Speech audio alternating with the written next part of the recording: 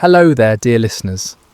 Before we begin tonight's tale, I hope your day has treated you kindly, wherever you may be in this vast world of ours. Perhaps it's evening where you are, or maybe the quiet hours of early morning have found you seeking rest. Whether you're listening from bustling cities or peaceful countryside, from mountain peaks or seaside shores, know that you're welcome here in this sacred space we've created together. If you find comfort in these stories, please consider subscribing to Sacred Slumber, where we gather each night to explore the timeless truths that have guided humanity through the ages. Tonight, we journey back through the mists of time to ancient Babylon, to a night when the very finger of the divine wrote upon palace walls, and an empire learned that no earthly power stands beyond the reach of heaven's justice. The year was 539, before the Common Era, and the great city of Babylon sprawled along the banks of the Euphrates River like a jewel cast upon the earth. Within its towering walls, the hanging gardens cascaded in verdant terraces. The Tower of Babel reached toward the heavens, and the palace of King Belshazzar gleamed with the accumulated wealth of conquered nations. On this particular evening, as the sun painted the western sky in shades of gold and crimson, the palace hummed with preparation for a feast unlike any other.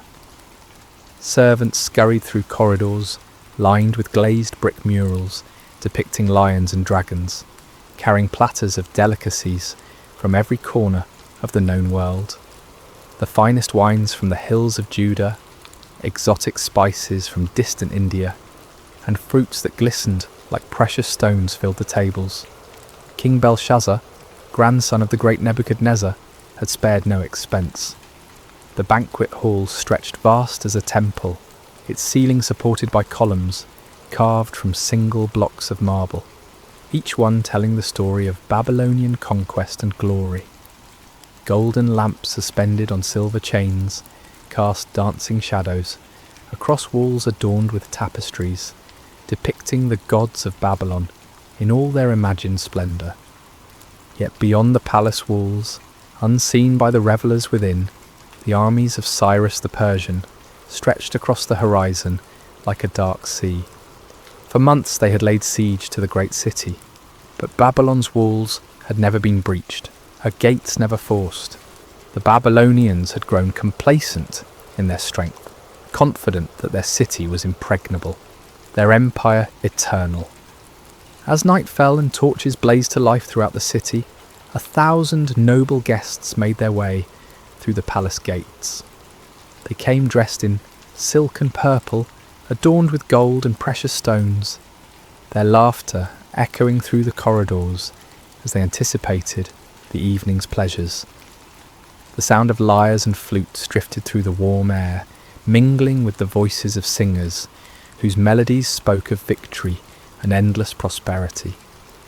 King Belshazzar himself appeared resplendent in robes of deepest blue, a golden crown upon his brow, rings flashing on his fingers as he gestured grandly to his guests.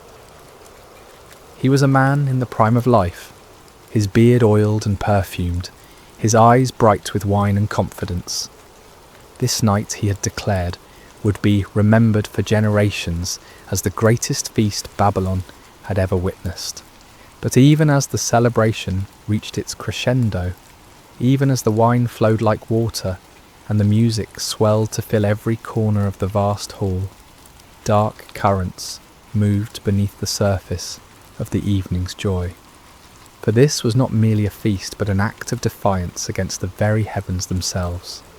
As the evening wore on, and the wine loosened tongues and lowered inhibitions, King Belshazzar rose from his golden throne, swaying slightly as he surveyed the sea of faces before him. The hall fell gradually silent, 1,000 conversations dying away as all eyes turned toward their sovereign. In the flickering lamplight, his face bore an expression of cruel amusement, as if he harboured some secret that would shock and delight his guests. "My lords and ladies," he called out, his voice carrying easily across the vast space. "Tonight we celebrate not merely the glory of Babylon, but the supremacy of our gods over all the earth. We have conquered nations, we have humbled kings, and we have taken the treasures of their temples as trophies of our victories." A murmur of approval rippled through the crowd. Many of the nobles present had been part of those conquests, had seen the wealth of distant lands flow into Babylon's coffers. They raised their goblets in salute, the wine within glinting like liquid rubies in the torchlight. But Belshazzar was not finished. His eyes gleamed with a dangerous light as he continued, "Yet there is one treasure, taken from one temple, that we have never properly honoured. Tonight that changes." He clapped his hands, and servants appeared as if from nowhere, carrying between them objects that made the assembled nobles gasp in recognition and wonder. These were vessels of pure gold and silver, wrought with such exquisite craftsmanship that they seemed to glow within a light. Cups and bowls, pitchers and goblets, each one a masterpiece of the metalworker's art. These were the sacred vessels of Solomon's temple in Jerusalem, taken by Nebuchadnezzar when he conquered that holy city decades before. They had been stored away in the temple of Marduk, treated with the respectful caution due to objects sacred to another people's god. But tonight, under the influence of wine and the intoxication of power, Belshazzar had decided to make them part of his feast. "Behold," the king proclaimed, lifting one of the golden goblets high above his head, "the vessels of the God of the Jews, who could not protect his own temple from our armies, whose people even now languish in exile throughout our empire. Tonight we drink from these cups and show all the world which gods truly hold dominion over the earth." The crowd erupted in cheers and applause, though some of the older nobles shifted uncomfortably in their seats. They remembered the strange stories told about the Hebrew God, the plagues that had befallen Egypt, the walls of Jericho falling at the blast of trumpets. But wine and peer pressure overcame their caution, and soon they too were caught up in the moment's enthusiasm. Servants moved through the hall, distributing the sacred vessels among the guests. Belshazzar himself took the largest of the golden goblets, a magnificent piece that had once held wine, blessed by the priests of the Most High God.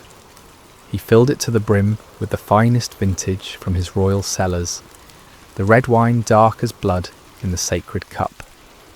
"To Marduk, chief of our gods," he cried, raising the goblet high, "who gives us victory over all our enemies." The assembled throng raised their own sacred vessels, taken from the very altar of the Lord. "To Marduk," they chorused, their voices echoing off the marble walls. But Belshazzar was not content with honouring just one deity. As the evening progressed and the wine continued to flow, he led toast after toast, each one more blasphemous than the last. "To the gods of gold," he proclaimed, and the crowd drank deeply from vessels that had once held the showbread of the temple. "To the gods of silver," he continued, as goblets that had caught the blood of sacrifices now brimmed with Babylonian wine. "To the gods of bronze and iron," the king shouted, his voice growing hoarser with each proclamation. "To the gods of wood and stone, who have made Babylon the greatest empire the world has ever seen." With each toast the revelry grew wilder, the laughter louder, the dancing more frenzied. Noble ladies spun in their silk gowns, their jewellery catching the lamplight as they moved. Men struck up drinking songs, their voices blending in harmony that spoke of triumph and excess. The very air seemed thick with incense and wine fumes, creating an atmosphere of decadent celebration. But high above the palace, in the courts of heaven, other eyes watched this display of pride and blasphemy. The sacred vessels, fashioned for the worship of the one true God, profaned by lips that praised idols of metal and wood. The moment had come for divine justice to make itself known upon the earth. It was in the midst of the wildest revelry, as the feast reached its crescendo of blasphemous celebration, that the atmosphere in the great hall began to change. At first it was subtle, a gradual shift that few noticed amid the chaos of music and laughter. The temperature seemed to drop slightly, though the braziers still burned brightly, and the press of bodies should have kept the air warm. A strange stillness crept into the room, not the absence of sound, but something deeper, as if the very air had grown heavy with an unseen presence. King Belshazzar stood near his throne, swaying slightly from the effects of wine, his golden goblet raised in yet another toast to the gods of Babylon. His nobles surrounded him, their faces flushed with drink and excitement, sacred vessels clutched in their hands as they prepared to echo their sovereign's words. The musicians played with passionate intensity, their instruments weaving melodies that spoke of earthly glory and endless prosperity. And then, in the space of a single heartbeat, everything changed. The music faltered first, not as if the musicians had stopped playing, but as if the very air had grown too thick to carry their melodies. Conversations died mid-sentence, laughter cut off as abruptly as if severed by a blade. Even the flickering flames of the lamps seemed to burn lower, their light growing dim and uncertain. It was then that someone screamed. The cry came from a noble woman near the eastern wall, her voice sharp with terror as her trembling finger pointed upward. Every head in the vast hall turned to follow her gaze, and what they saw there drove the colour from their faces and the strength from their limbs. There, upon the wall directly opposite the king's throne, a human hand had appeared, not attached to any arm or body, but suspended in the air as if emerging from the very substance of eternity itself. The hand was illuminated by its own light, pale and ghostly, yet undeniably real, casting shadows that danced across the painted murals of Babylonian gods. The fingers were long and elegant, neither young nor old, but possessed of a timeless quality that spoke of power beyond human understanding. They moved with deliberate precision, as if guided by a will that brooked no resistance, no hesitation. And as the assembled throng watched in growing horror, those fingers began to write. The writing appeared as lines of fire upon the polished marble, each character burning itself into the stone with the permanence of divine judgment. The script was unlike any earthly language, neither Babylonian cuneiform nor Hebrew letters, but something older and more fundamental, as if the very essence of meaning was being carved directly into reality itself. King Belshazzar felt his knees begin to shake, his golden goblet slipping from nerveless fingers to shatter upon the floor. The sacred vessel that moments before had held wine, offered in mockery to false gods, now lay broken, its precious contents spreading like blood across the marble. His face, so recently flushed with wine and arrogance, had gone pale as death, his eyes wide with a terror he had never before experienced. The hand continued its work, unmoved by the chaos it had caused in the hall below.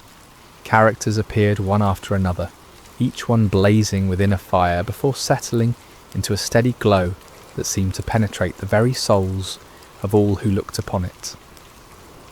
The writing was clear and bold, demanding attention, impossible to ignore or dismiss.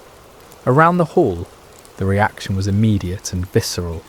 Some of the nobles had fallen to their knees, whether from terror or instinctive reverence, it was impossible to say. Others pressed against the walls, as if trying to escape through solid stone, their eyes never leaving the supernatural display before them. The sacred vessels of Solomon's temple lay scattered across the floor, abandoned by hands that now trembled too violently to hold them. The musicians had long since set down their instruments, their faces pale masks of fear. Servants cowered in doorways, torn between the desire to flee and their duty to remain.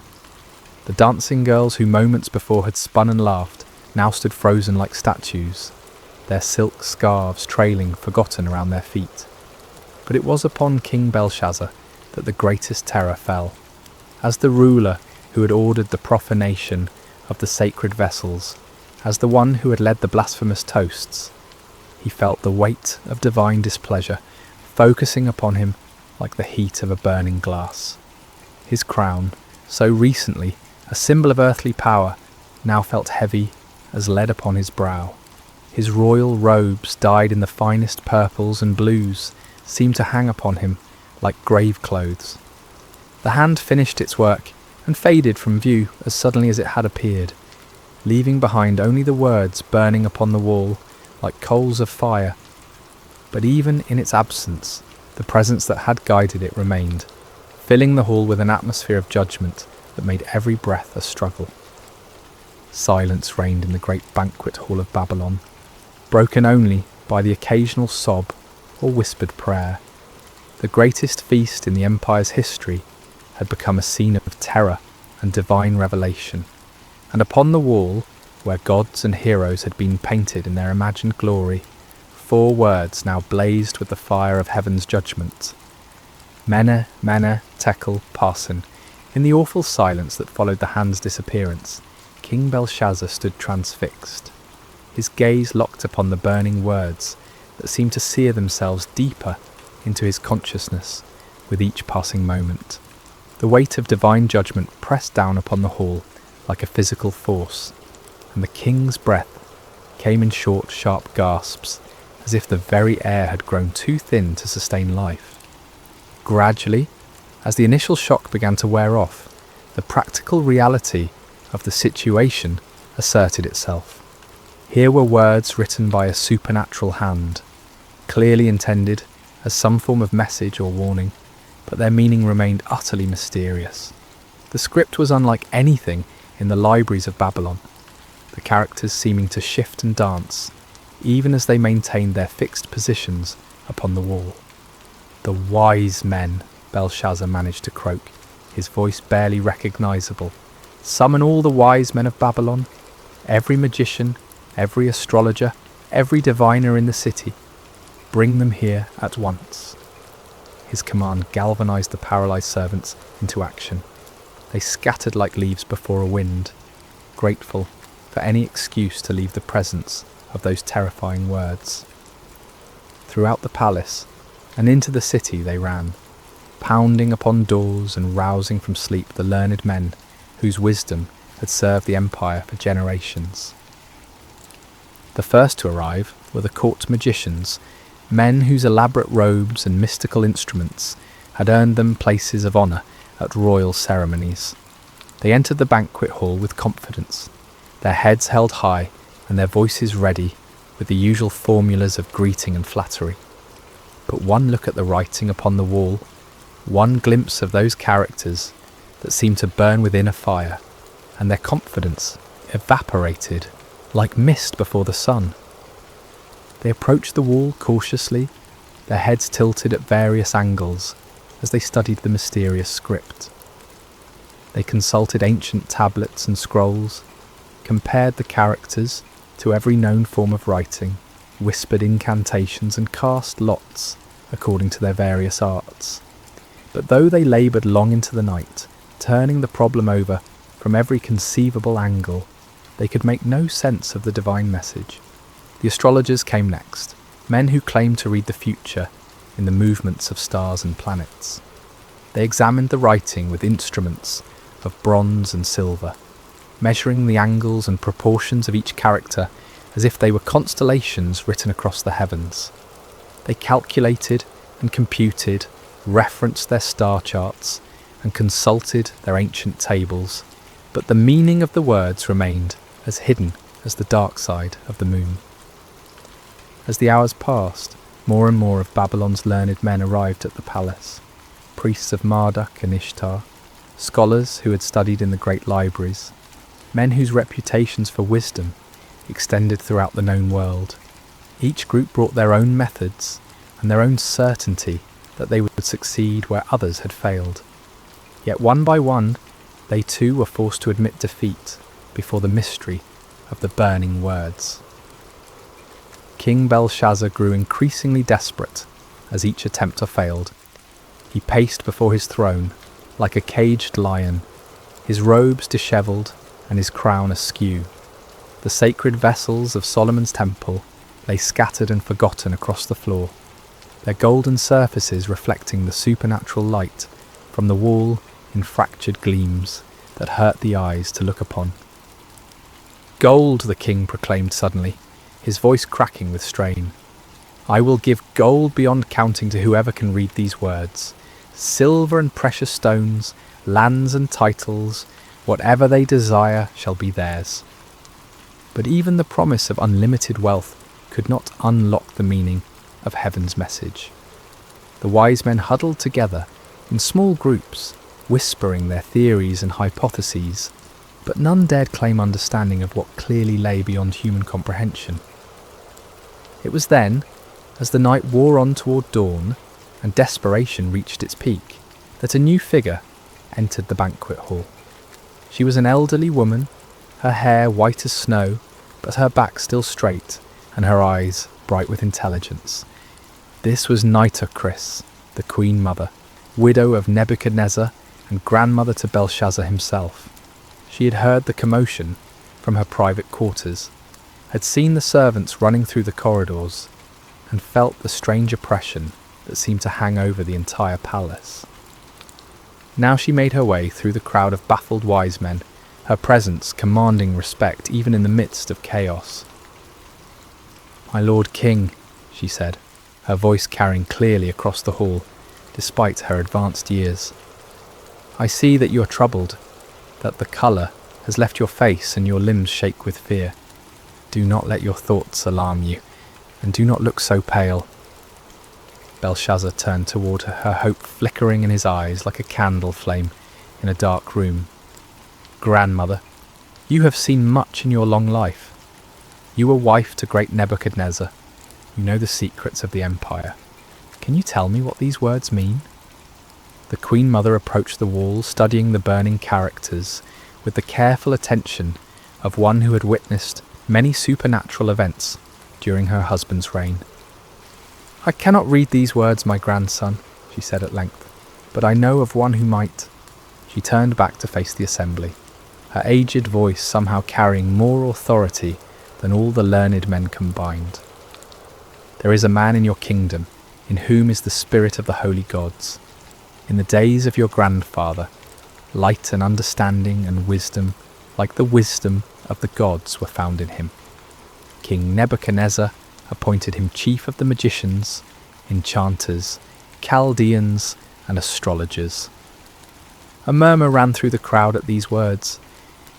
Many of the older nobles remembered stories from Nebuchadnezzar's time, tales of a Hebrew exile who had interpreted dreams and solved mysteries that baffled all others. But in the years since the great king's death, this man had faded from prominence, forgotten in the new reign's focus on younger advisors. "This man Daniel," the Queen Mother continued, "whom the king named Belteshazzar, has an excellent spirit, knowledge, and understanding to interpret dreams, explain riddles, and solve problems. Let Daniel be called, and he will tell you what the writing means." As the name Daniel echoed through the hall, Belshazzar felt a mixture of hope and apprehension. He had heard the stories, knew of the Hebrews' reputation for wisdom and divine favour, but he also knew that Daniel had served his grandfather faithfully, and might not be inclined to help the king who had dishonoured the vessels of his people's God. Nevertheless, desperation overcame pride, and Belshazzar gave the command, "Find Daniel the Hebrew, bring him here immediately. If he can read these words, he shall be clothed in purple, and have a chain of gold around his neck, and he shall be the third ruler in the kingdom." As servants rushed to obey this new command, the burning words continued to glow upon the wall, patient as eternity, waiting for the one who had been chosen to unlock their meaning and pronounce the doom of Babylon. The dawn was breaking over Babylon when Daniel arrived at the palace, summoned from sleep by urgent messengers, who spoke in hushed, fearful tones of supernatural writing and royal desperation. He was an old man now, his beard white with age and his face marked by the lines of many years spent in faithful service to foreign kings. yet his eyes remained clear and bright, reflecting a wisdom that came not from human learning, but from communion with the eternal God.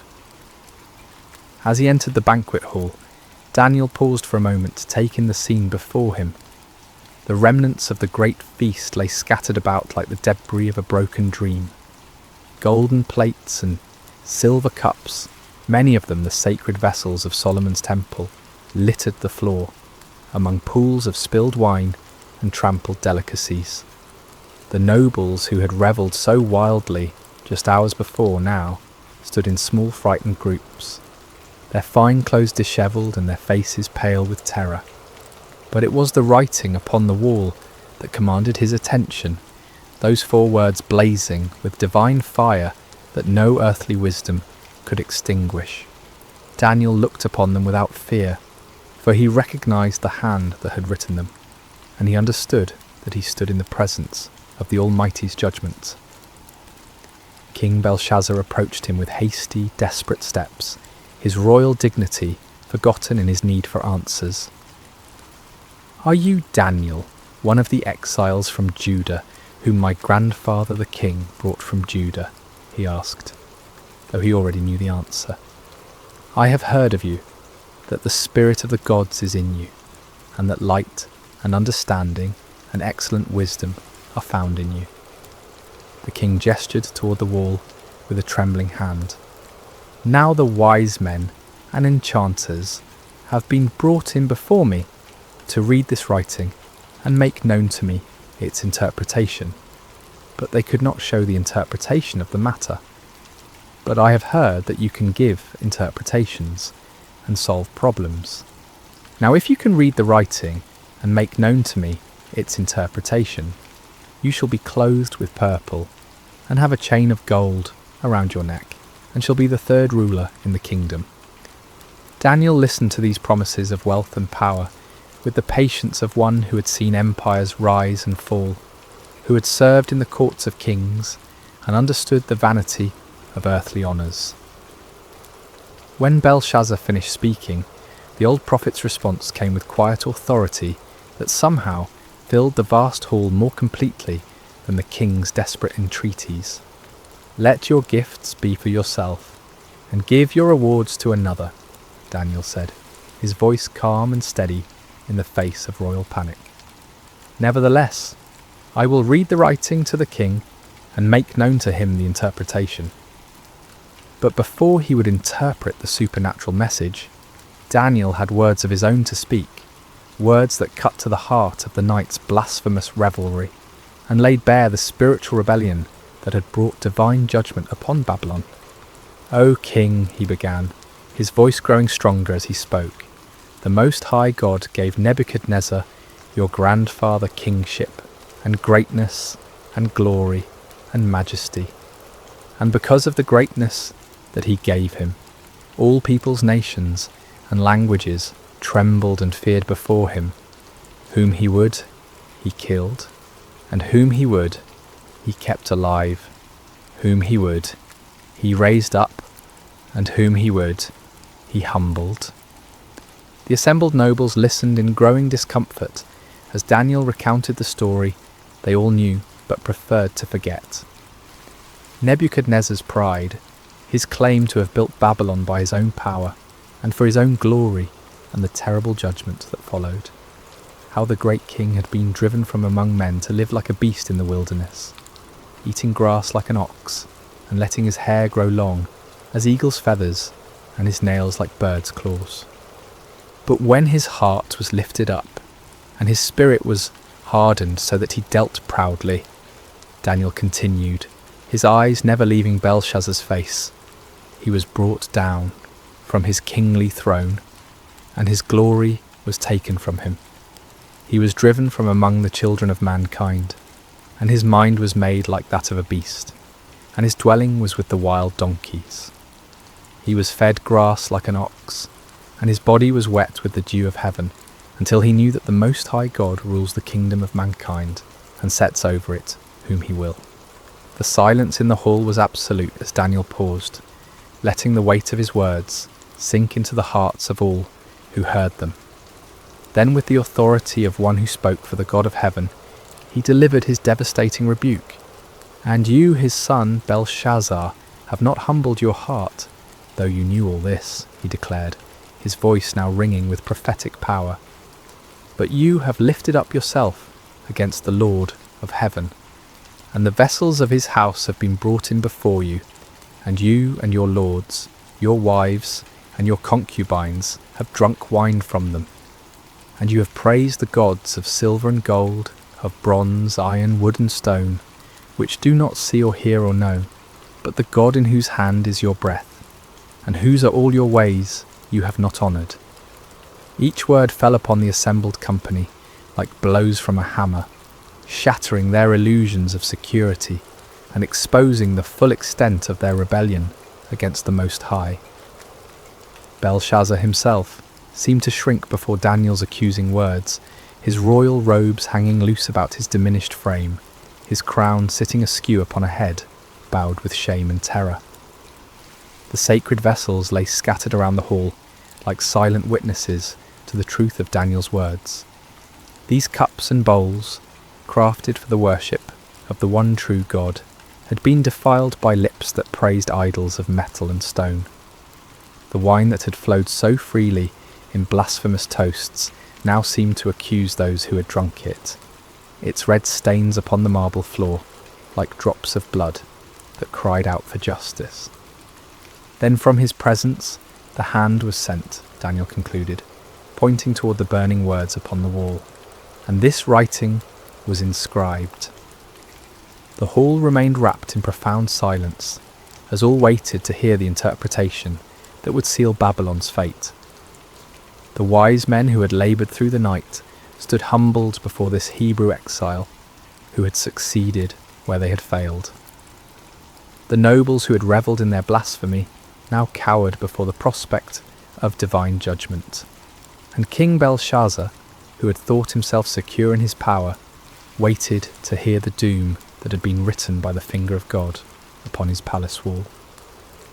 Daniel turned from the cowering king to face the wall where the divine words blazed with undiminished fire.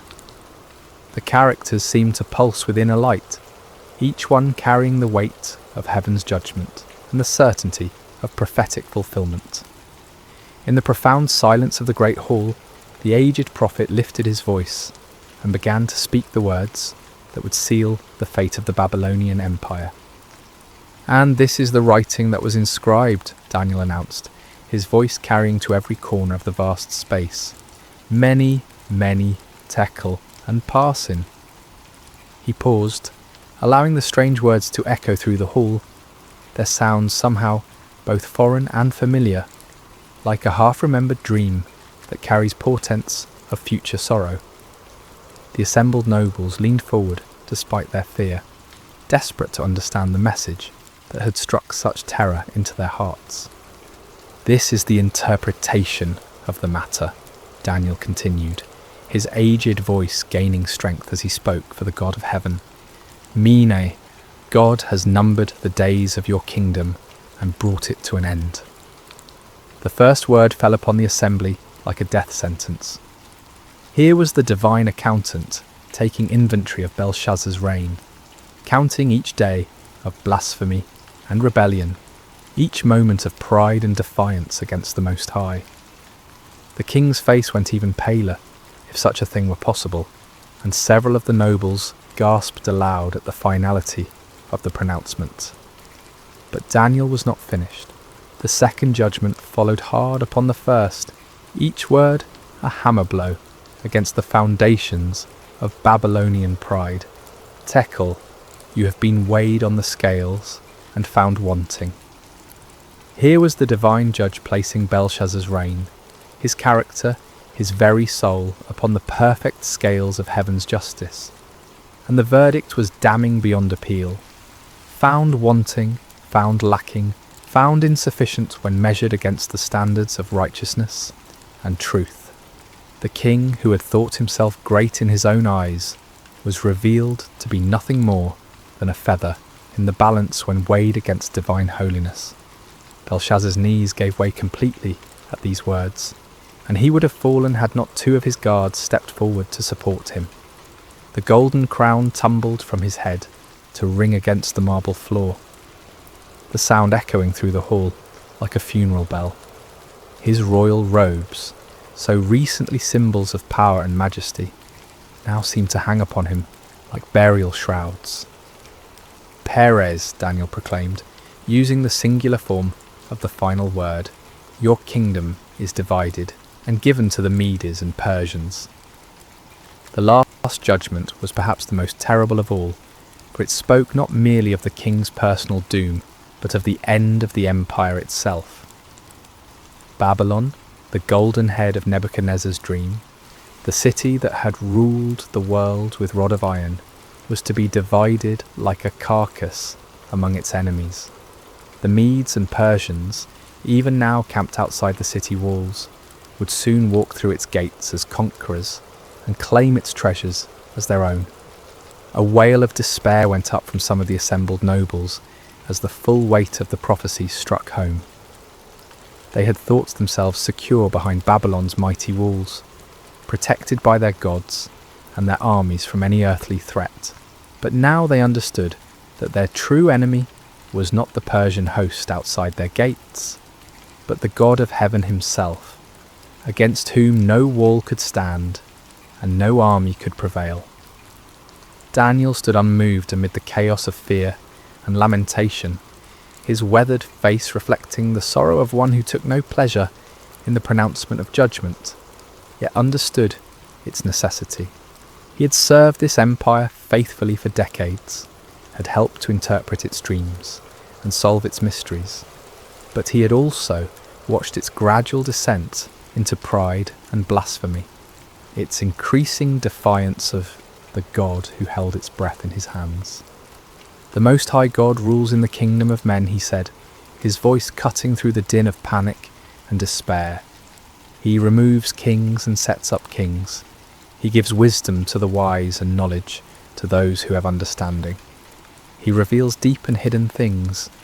He knows what is in the darkness, and the light dwells with him. These words, drawn from his own experience of divine revelation, served as both comfort and warning to all who heard them. Comfort to those who trusted in the sovereign God, for they could be assured that no earthly power could stand against his ultimate purposes, but warning to those who set themselves against heaven's will, for they would surely be brought low in their appointed time. King Belshazzar, supported now by his guards, and struggling to maintain even a semblance of royal dignity, looked up at Daniel with eyes haunted by the certainty of doom. Yet even in his extremity, he sought to honour his promise to the man who had solved the mystery that had baffled all his wise men. "Clothe Daniel with purple," he commanded, in a voice barely above a whisper, "and put a chain of gold around his neck, and proclaim that he shall be the third ruler in the kingdom." It was a pathetic gesture, the dying king attempting to bestow honours, even as his kingdom crumbled around him. The purple robe was brought, the golden chain placed around Daniel's neck, but these earthly symbols of power seemed hollow and meaningless in the face of the divine judgment that had been pronounced. Daniel accepted the honours not for their own sake, but as a testimony to the truth of his words. When the people saw that the king himself acknowledged the accuracy of the Hebrew prophet's interpretation, they would know that the doom of Babylon was certain and that the God of Israel was indeed sovereign over all earthly kingdoms. As the purple robes settled around Daniel's aged shoulders, and the golden chain caught the light of the supernatural writing on the wall, the contrast could not have been more stark. Here stood a man clothed with earthly honours, yet serving a heavenly king, while around him an empire clothed in pride and blasphemy faced its final hour of judgment. The words on the wall continued to burn with undiminished intensity, their message now fully revealed but their power unabated. They served as a permanent reminder that the kingdoms of this world are temporary, subject to the sovereign will of the God who numbers their days and weighs their deeds in the balance of perfect justice. even as Daniel spoke his interpretation and received the hollow honours of a doomed king, the wheels of divine judgment were already turning beyond the palace walls. For months, the Persian army under Cyrus had maintained their siege of the great city, but the Babylonians had felt secure behind walls that had never been breached by any earthly foe.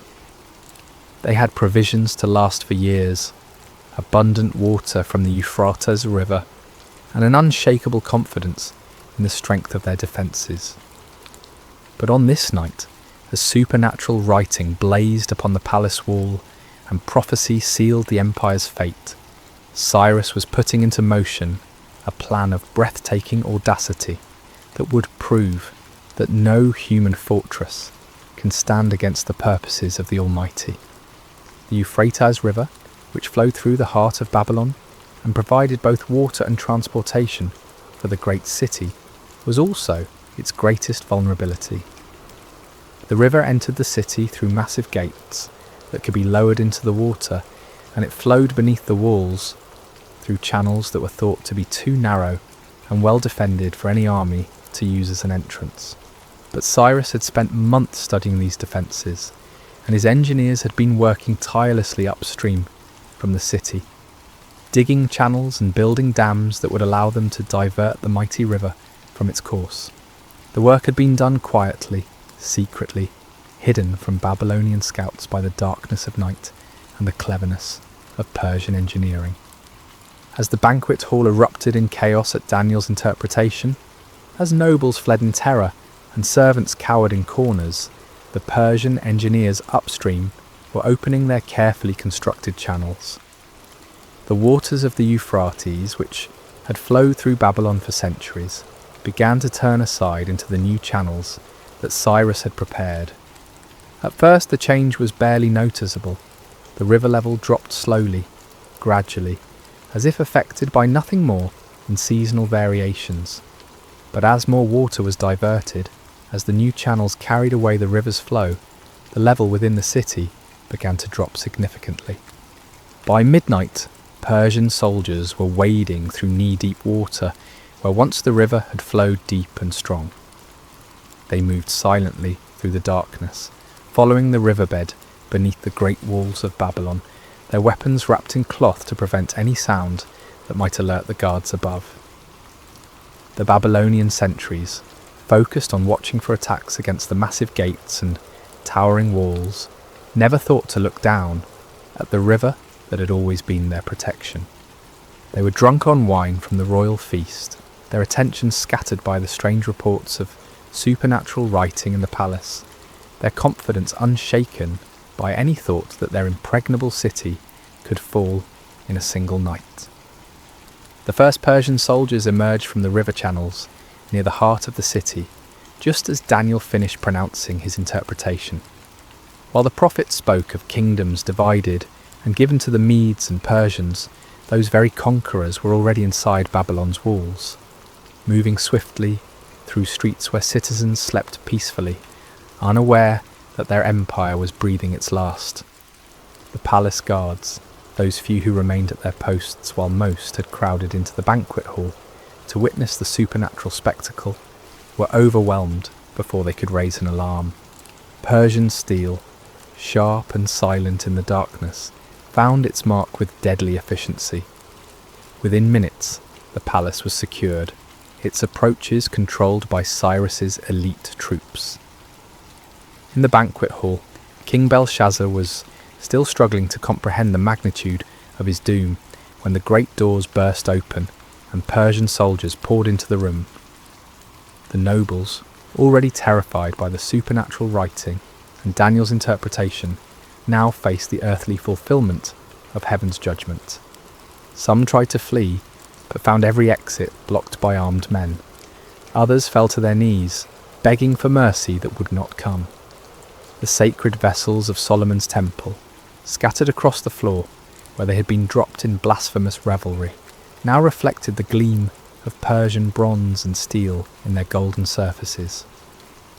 Belshazzar himself stood frozen for a moment, the weight of prophecy and the reality of conquest crashing together in his mind like colliding worlds. The writing on the wall blazed with undiminished fire, its message now fulfilled before his very eyes. The Medes and Persians had indeed inherited his kingdom, just as the divine hand had written and Daniel had interpreted. The end came swiftly. Persian soldiers, their orders clear and their duty unwavering, moved through the hall with grim efficiency. King Belshazzar, the ruler, who had mocked the God of heaven and profaned his holy vessels, fell beneath Persian swords before the night was through. The golden crown that had tumbled from his head lay forgotten on the marble floor, while his blood mingled with the spilled wine from the sacred goblets. Throughout the great city, the same scene was repeated.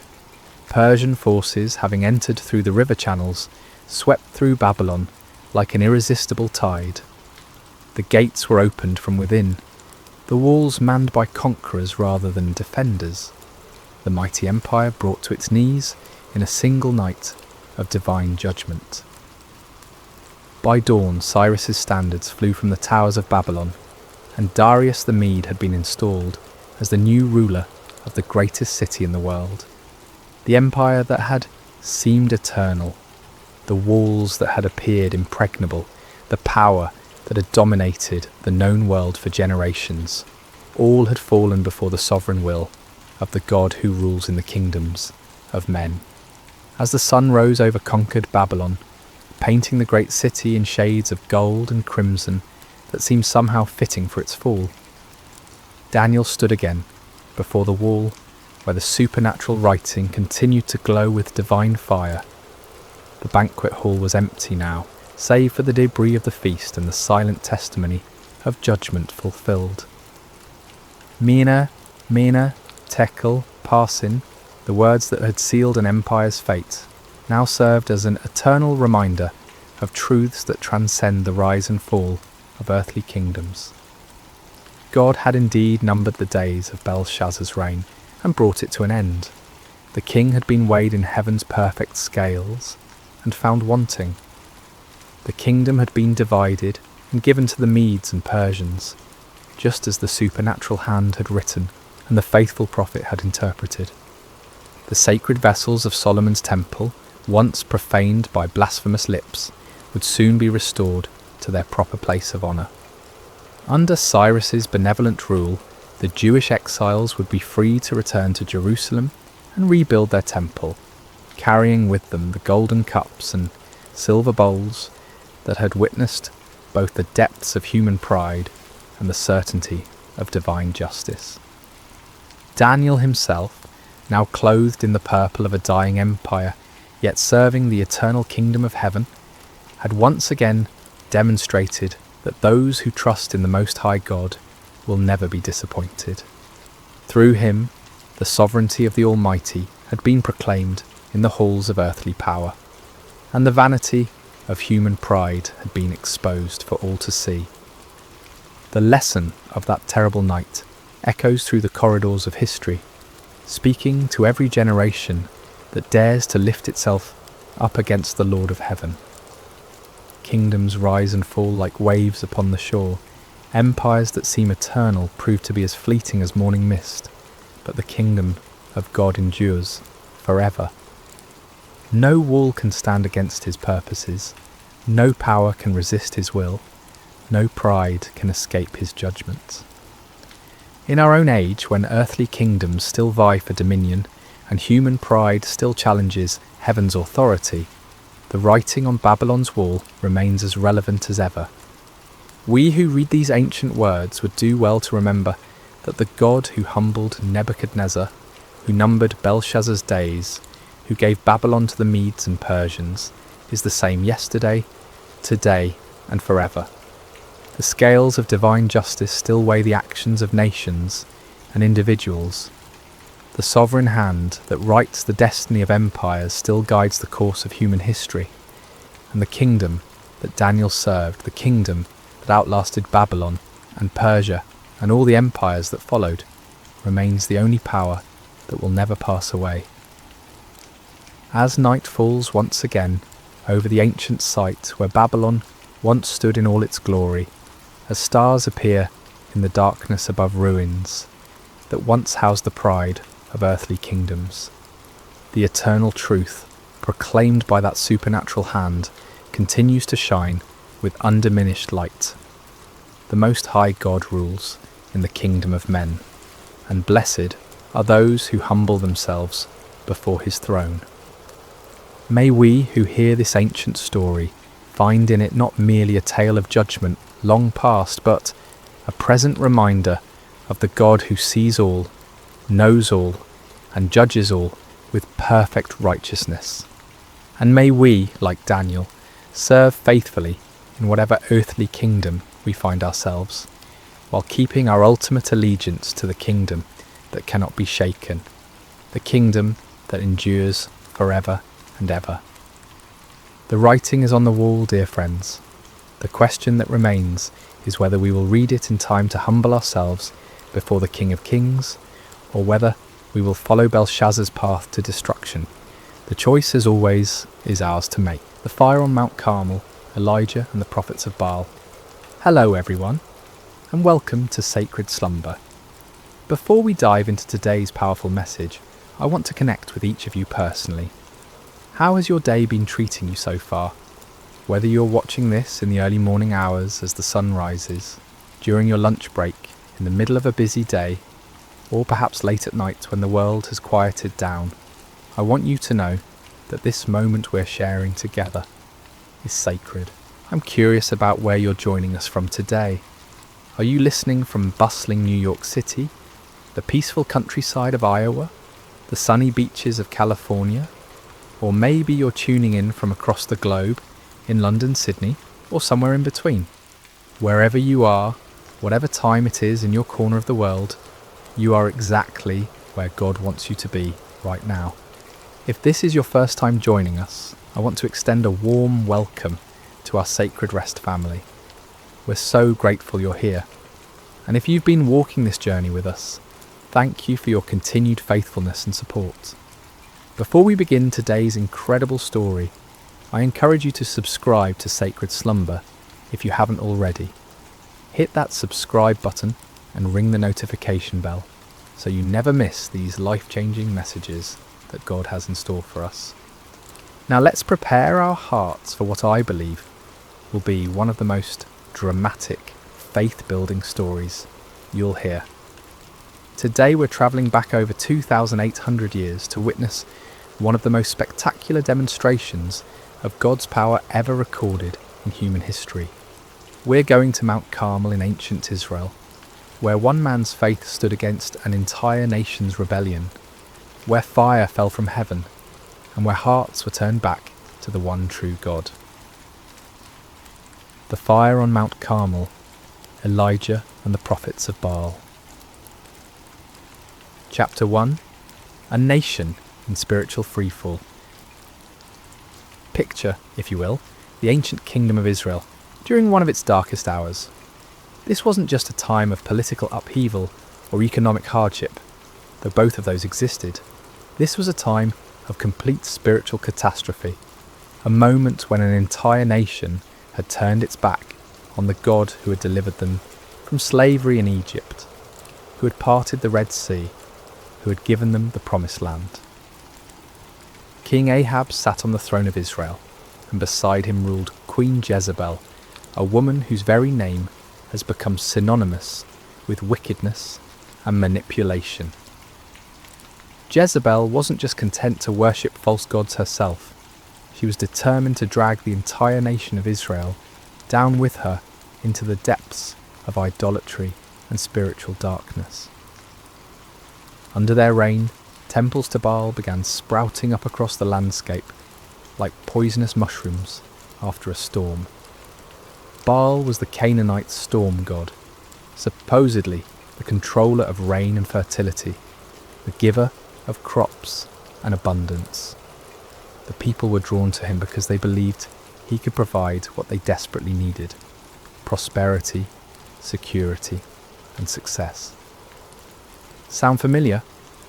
In our modern world, we may not bow down to statues of Baal, but how many of us have made idols out of our careers, our bank accounts, our social media followers, or our pursuit of comfort and pleasure. The heart of humanity hasn't changed much in nearly 3,000 years. But Jezebel wasn't satisfied with just building temples. She launched a systematic persecution campaign against the prophets of the Lord. These faithful men and women of God were hunted down like criminals. Some were executed, others were forced to hide in caves and secret places, living in constant fear for their lives.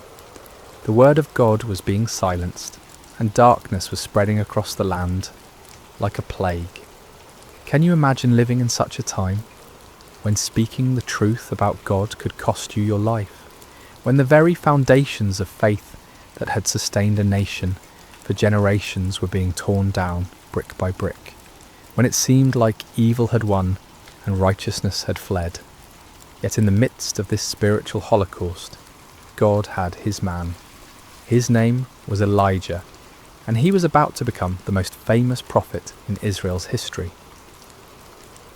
Chapter 2. The Drought of Divine Judgment. Before we meet Elijah face to face, we need to understand the backdrop against which his ministry unfolded. For 3 long years, not a single drop of rain had fallen on the land of Israel. This wasn't just an inconvenient dry spell or a minor weather pattern. This was divine judgment, God's response to a nation that had forgotten him and chased after false gods. The drought was devastating in ways that are hard for us to fully comprehend in our modern world of grocery stores and water systems. Rivers that had flowed for centuries dried up to cracked mud. Wells that had sustained families for generations ran completely dry. Crops withered in the fields, livestock died, and famine stalked the land like a relentless predator. People were desperate. Children cried from hunger. Farmers watched helplessly as their fields turned to dust. Merchants had nothing to sell, and families had nothing to eat. The very fabric of society was unravelling under the weight of this supernatural judgment. And yet, in their desperation, most of the people didn't turn back to the Lord. Instead, they cried out even more desperately to Baal, pleading with the storm god to send rain. They increased their sacrifices, intensified their rituals, and multiplied their prayers to deaf idols. They were convinced that if they just tried harder, if they just offered more, if they just believed with greater fervour, Baal would answer and the rains would come. But the skies remained as bronze hard and unyielding. Day after day, week after week, month after month, year after year, the sun blazed down mercilessly from a cloudless sky. The drought continued, and Baal remained silent. This is the world into which God sent his prophet Elijah. Not a comfortable world of revival meetings and supportive congregations, but a hostile environment where speaking God's truth could mean death, where the majority had embraced lies, and where the very elements seemed to declare that God's judgment was upon the land. Chapter 3. Enter Elijah, the man of fire. Elijah appears in the biblical narrative like a bolt of lightning splitting the darkness. We don't know much about his background or his early life. He's introduced simply as Elijah the Tishbite from Tishbe in Gilead. No impressive genealogy, no royal connections, no seminary degrees or credentials. Just a man from a small town that most people had probably never heard of. But what Elijah lacked in pedigree, he more than made up for in faith, courage, and an unshakable conviction that the Lord God of Israel was the one true God. While the nation around him bowed to Baal, Elijah stood firm. While others compromised and conformed, Elijah remained faithful. While the majority chose the easy path of popular religion, Elijah chose the narrow way of truth. God had sustained Elijah supernaturally during the 3 years of drought. First, he had sent him to the brook Cherith, where ravens brought him bread and meat every morning and evening, and he drank from the brook. When the brook dried up, God sent him to a widow in Zarephath, where a handful of flour and a little oil miraculously sustained 3 people for over a year. These experiences had built Elijah's faith to an unshakable level. He had seen God's provision in impossible circumstances. He had witnessed miracles that defied natural law. He had learned to trust completely in God's power and faithfulness, even when everything around him suggested that God had forgotten or abandoned his people. Now, as the drought entered its 3rd year, God was ready to use his seasoned servant for the greatest demonstration of divine power Israel had seen since the days of Moses. The time had come for a showdown that would echo through the ages, a confrontation that would prove once and for all who was the true God and who were merely the inventions of human imagination. Chapter 4. The Divine Commission. The word of the Lord came to Elijah with crystal clarity. "Go and present yourself to Ahab, and I will send rain on the land." It was time for the drought to end, but first there would be a reckoning. God wasn't just going to quietly restore the rain and let everyone go back to their lives as if nothing had happened. He was going to make a statement that would be impossible to ignore or explain away. Elijah set out to find King Ahab, but Ahab was already looking for him. The king had been searching throughout his own kingdom and in neighbouring nations, trying to find the prophet he blamed for the drought. When Ahab finally encountered Elijah, his greeting was filled with accusation and anger. "Is that you, you troubler of Israel?" Can you imagine the audacity? Here was a king who had led his nation into idolatry, who had allowed his wife to murder God's prophets, who had built temples to false gods throughout the land, and he had the nerve to call God's faithful prophet a troublemaker. It's a perfect example of how sin blinds us to our own responsibility and causes us to blame others for the consequences of our own choices. But Elijah didn't back down. With the boldness that comes from knowing you're standing on the side of truth, he fired back. "I have not made trouble for Israel, but you and your father's family have. You have abandoned the Lord's commands and have followed the Baals." This wasn't just a theological debate or a polite disagreement about religious preferences. This was a confrontation between the kingdom of God and the kingdom of darkness, between truth and deception, between the power of the Almighty and the impotence of human-made idols. Chapter 5. The challenge issued. Elijah then issued a challenge that would go down in history as one of the most dramatic moments in all of Scripture. "Now summon the people from all over Israel to meet me on Mount Carmel, and bring the 450 prophets of Baal and the 400 prophets of Asherah who eat at Jezebel's table." Mount Carmel was the perfect location for this showdown. Rising about 1,800 feet above sea level, it offered a commanding view of the surrounding countryside and could accommodate the massive crowd that would gather. More importantly, Mount Carmel was considered sacred to Baal worship. The Canaanites believed it was one of Baal's favourite dwelling places. By choosing this location, Elijah was essentially challenging Baal on his home turf. The terms of the contest were elegantly simple. "Get 2 bulls for us. Let Baal's prophets choose one for themselves, and let them cut it into pieces and put it on the wood, but not set fire to it. I will prepare the other bull and put it on the wood, but not set fire to it. Then you call on the name of your God, and I will call on the name of the Lord.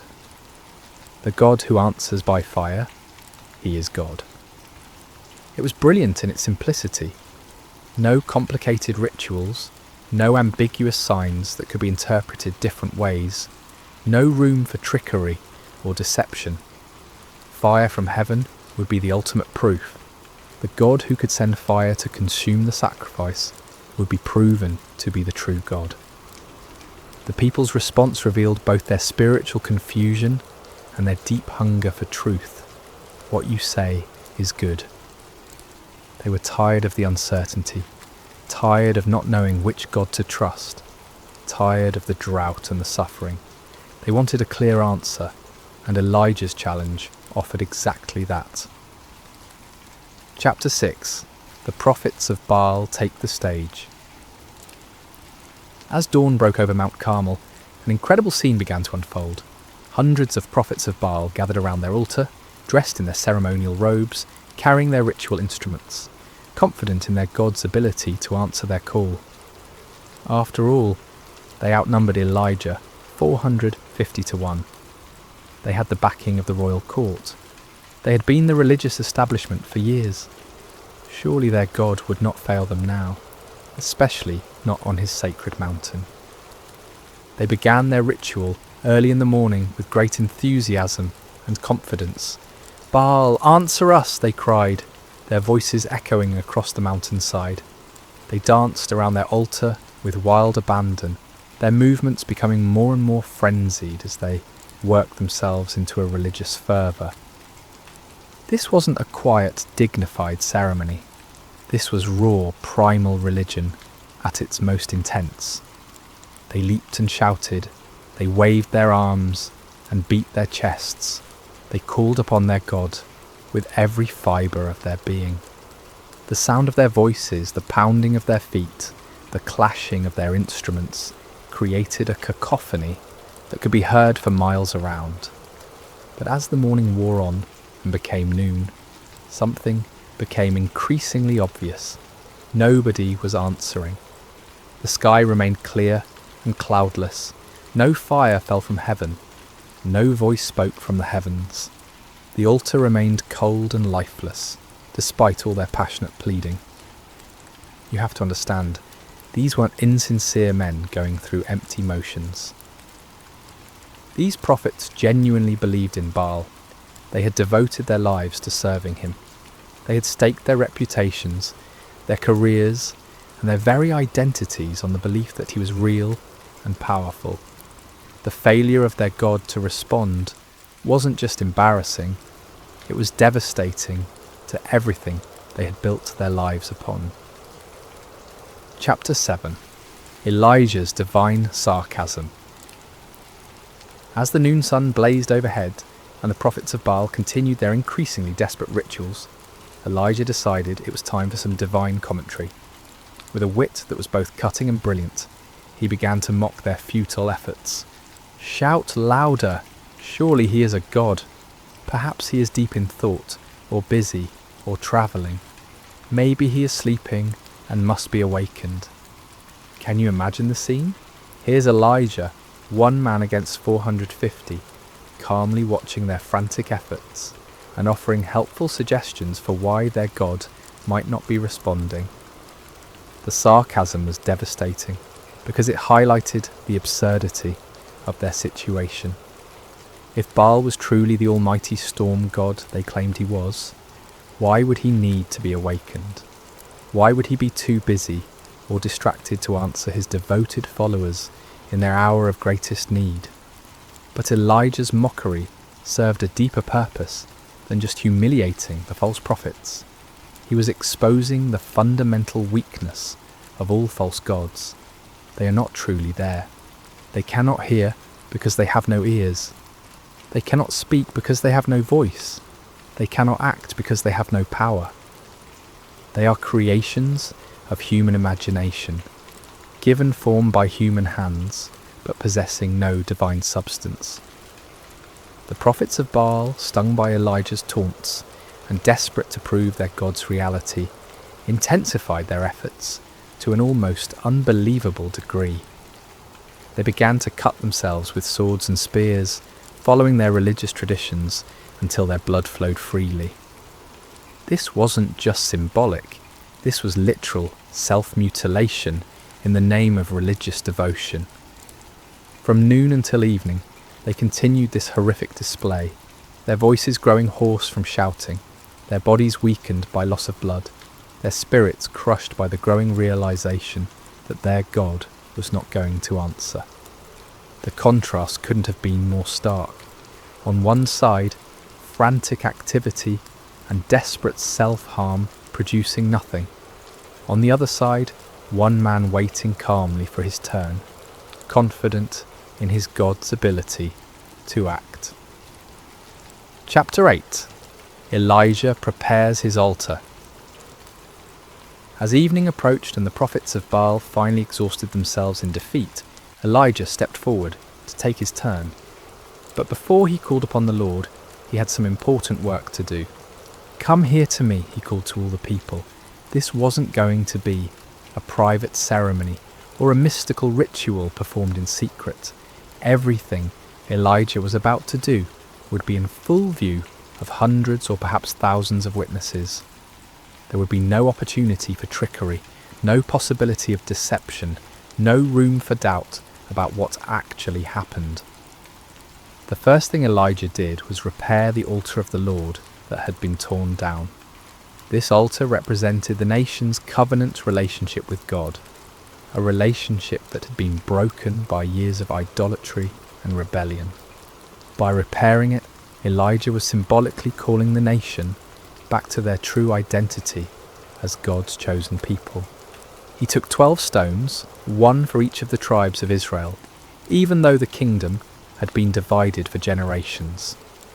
In God's eyes, his people were still one nation, still his chosen ones, still the objects of his covenant love, despite their unfaithfulness.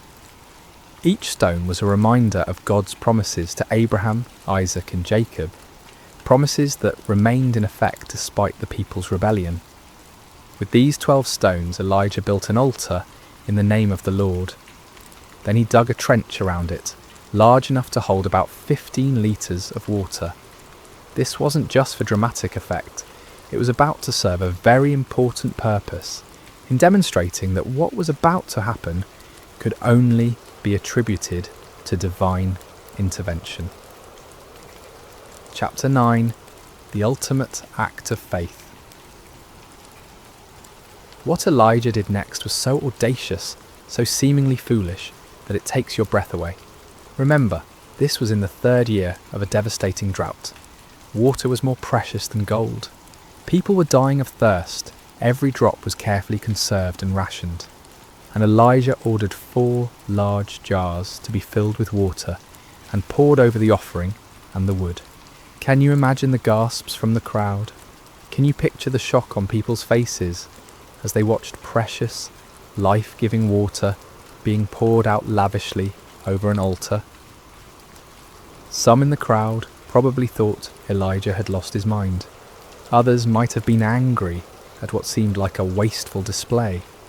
But Elijah wasn't finished. "Do it again," he said. And they did it a second time, pouring out 4 more jars of precious water over the sacrifice and the wood. "Do it a 3rd time," Elijah commanded. And a 3rd time they soaked the altar until the water ran down around it and filled the trench he had dug. 12 jars of water in total. Everything was completely saturated. The wood was soaked through. The sacrifice was drenched. The stones were wet. Even the ground around the altar was muddy with water. If anyone had been planning to suggest that Elijah had somehow hidden fire or used trickery to ignite his altar, that possibility was now completely eliminated. This act of faith was staggering. Elijah was so confident in God's power that he was willing to make the miracle as difficult as possible. He wasn't just asking God to light dry wood. He was asking him to consume a sacrifice that was literally underwater. He was putting his reputation, his ministry, and his very life on the line, betting everything on God's ability to do the impossible. Chapter 10. The prayer that shook heaven and earth. As evening approached and the time for the evening sacrifice arrived, Elijah stepped up to the altar he had prepared. The moment had come. Everything led to this point. The drought, the confrontation with Ahab, the challenge to the prophets of Baal, the repair of the altar, the soaking with water, all of it was preparation for this moment when one man would call upon the name of the Lord. But notice what Elijah didn't do. He didn't scream and shout like the prophets of Baal. He didn't dance wildly, or cut himself, or work himself into a frenzy. He didn't perform elaborate rituals, or recite complicated incantations. He simply prayed, and his prayer was a model of faith, simplicity, and complete dependence upon God. Lord, the God of Abraham, Isaac, and Israel, he began, immediately identifying the God he served not as a local deity or a tribal God, but as the God of the covenant, the God who had made promises to the patriarchs and had been faithful to those promises for generations. Let it be known today that you are God in Israel, and that I am your servant, and have done all these things at your command. This wasn't about Elijah's reputation or glory. This wasn't about proving his own power or wisdom. This was about demonstrating to a watching world that the Lord alone is God, and that Elijah was merely his obedient servant. Answer me, Lord, answer me, so these people will know that you, Lord, are God, and that you are turning their hearts back again. The purpose of the miracle wasn't to show off, or to defeat enemies, but to turn hearts back to God. This was an act of divine love, a desperate attempt to rescue a nation from the spiritual destruction they had brought upon themselves. The prayer was short, simple, and powerful. No theatrical performance, no manipulation of emotions, no attempt to work up faith through human effort. Just a straightforward request from a faithful servant to his all-powerful God. Chapter 11. Fire falls from heaven. What happened next has never been equalled in human history. The response to Elijah's prayer was immediate, dramatic, and absolutely unmistakable. Fire fell from heaven. Not a small flame that gradually grew, not a spark that ignited the wood, not a natural phenomenon that could be explained by meteorology or chemistry. This was supernatural fire, divine fire, holy fire that blazed down from the throne of God himself. And this fire didn't just consume the sacrifice, it didn't just burn up the wood, it consumed everything. The offering was instantly vaporized. The wood disappeared in a flash. The 12 stones that Elijah had so carefully arranged were completely consumed. Even the soil around the altar was burned up. The water in the trench, all those precious gallons that had been poured out, was licked up by the divine flames as if it had never been there. The heat must have been incredible. The light must have been blinding. The sound must have been like thunder echoing across the mountainside. Everyone watching would have felt the power of God in a way that shook them to their very core. This wasn't just a miracle, it was a demonstration of absolute divine authority. God was making a statement that could not be ignored, denied, or explained away. He was declaring to Israel, to the prophets of Baal, to King Ahab and Queen Jezebel, and to everyone watching that he alone is God, that he alone has power over the elements, and that he alone deserves worship and obedience. Chapter 12. The people's response. When the people saw the fire fall from heaven and consume everything on the altar, their response was immediate and overwhelming. They fell prostrate on the ground, not just kneeling, but face down in the dirt, overwhelmed by the presence and power of the Almighty God. And they cried out in unison, "The Lord, He is God! The Lord, He is God!" Think about what this meant. Many of these same people had been worshipping Baal just hours before. They had been convinced that the storm god was real and powerful. They had invested their hopes, their prayers, and their sacrifices in a false deity. But now, confronted with undeniable evidence of God's power, they acknowledged the truth they had been running from for 3 years. This wasn't just an intellectual acknowledgement or a polite religious sentiment. This was a deep, heart-level recognition of divine authority. They had seen something that shattered their old beliefs and transformed their understanding of spiritual reality. the God of Israel, the God of Abraham, Isaac and Jacob, the God their fathers had worshipped. He was the true God, and all other gods were mere pretenders. The cry, "The Lord, He is God," became a declaration of faith that echoed across the mountainside and down through the centuries. It was a moment of national awakening, a turning point when an entire people group remembered who they were and whose they were. Chapter 13. Justice and Restoration. But the story didn't end with the people's declaration of faith. God's justice demanded that those who had led the nation astray face the consequences of their deception. Under Elijah's direction, the people seized the 450 prophets of Baal who had spent the day proving the powerlessness of their God. This might seem harsh to our modern sensibilities, but we need to understand the context. These men had been leading an entire nation away from the true God. They had been accomplices in the persecution and murder of God's true prophets. They had been teaching lies in the name of religion, deceiving people who were desperately seeking spiritual truth. Their deception had contributed to the spiritual darkness that had brought God's judgment upon the land. Justice was swift and final.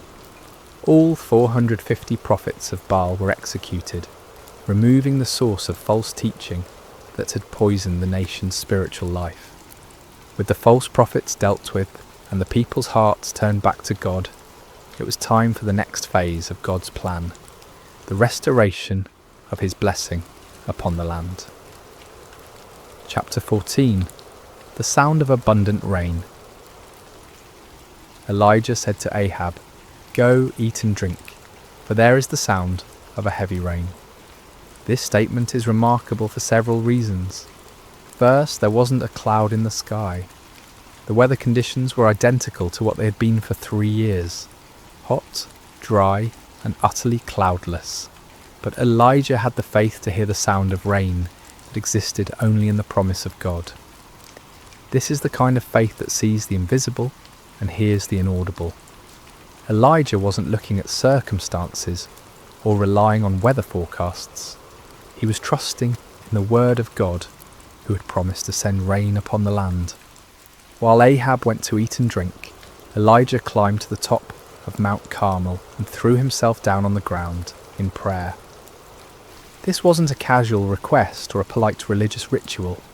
This was intense, fervent prayer from a man who understood that he was participating in God's plan to restore his people. 7 times Elijah sent his servant to look toward the sea for signs of rain. 6 times the servant returned with the same report. There is nothing there. But Elijah didn't give up.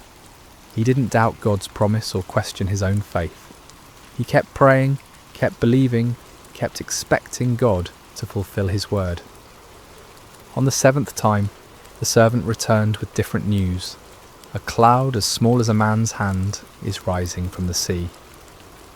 To most people, a tiny cloud on the horizon wouldn't seem significant, especially after 3 years of drought. But to the eyes of faith, that small cloud was the beginning of God's abundant provision. Elijah immediately told his servant to run to Ahab with this message: "Hitch up your chariot and go down before the rain stops you." Chapter 15. The Storm of Restoration. What followed was one of the most dramatic weather changes in recorded history. The tiny cloud that had appeared on the horizon quickly grew and multiplied.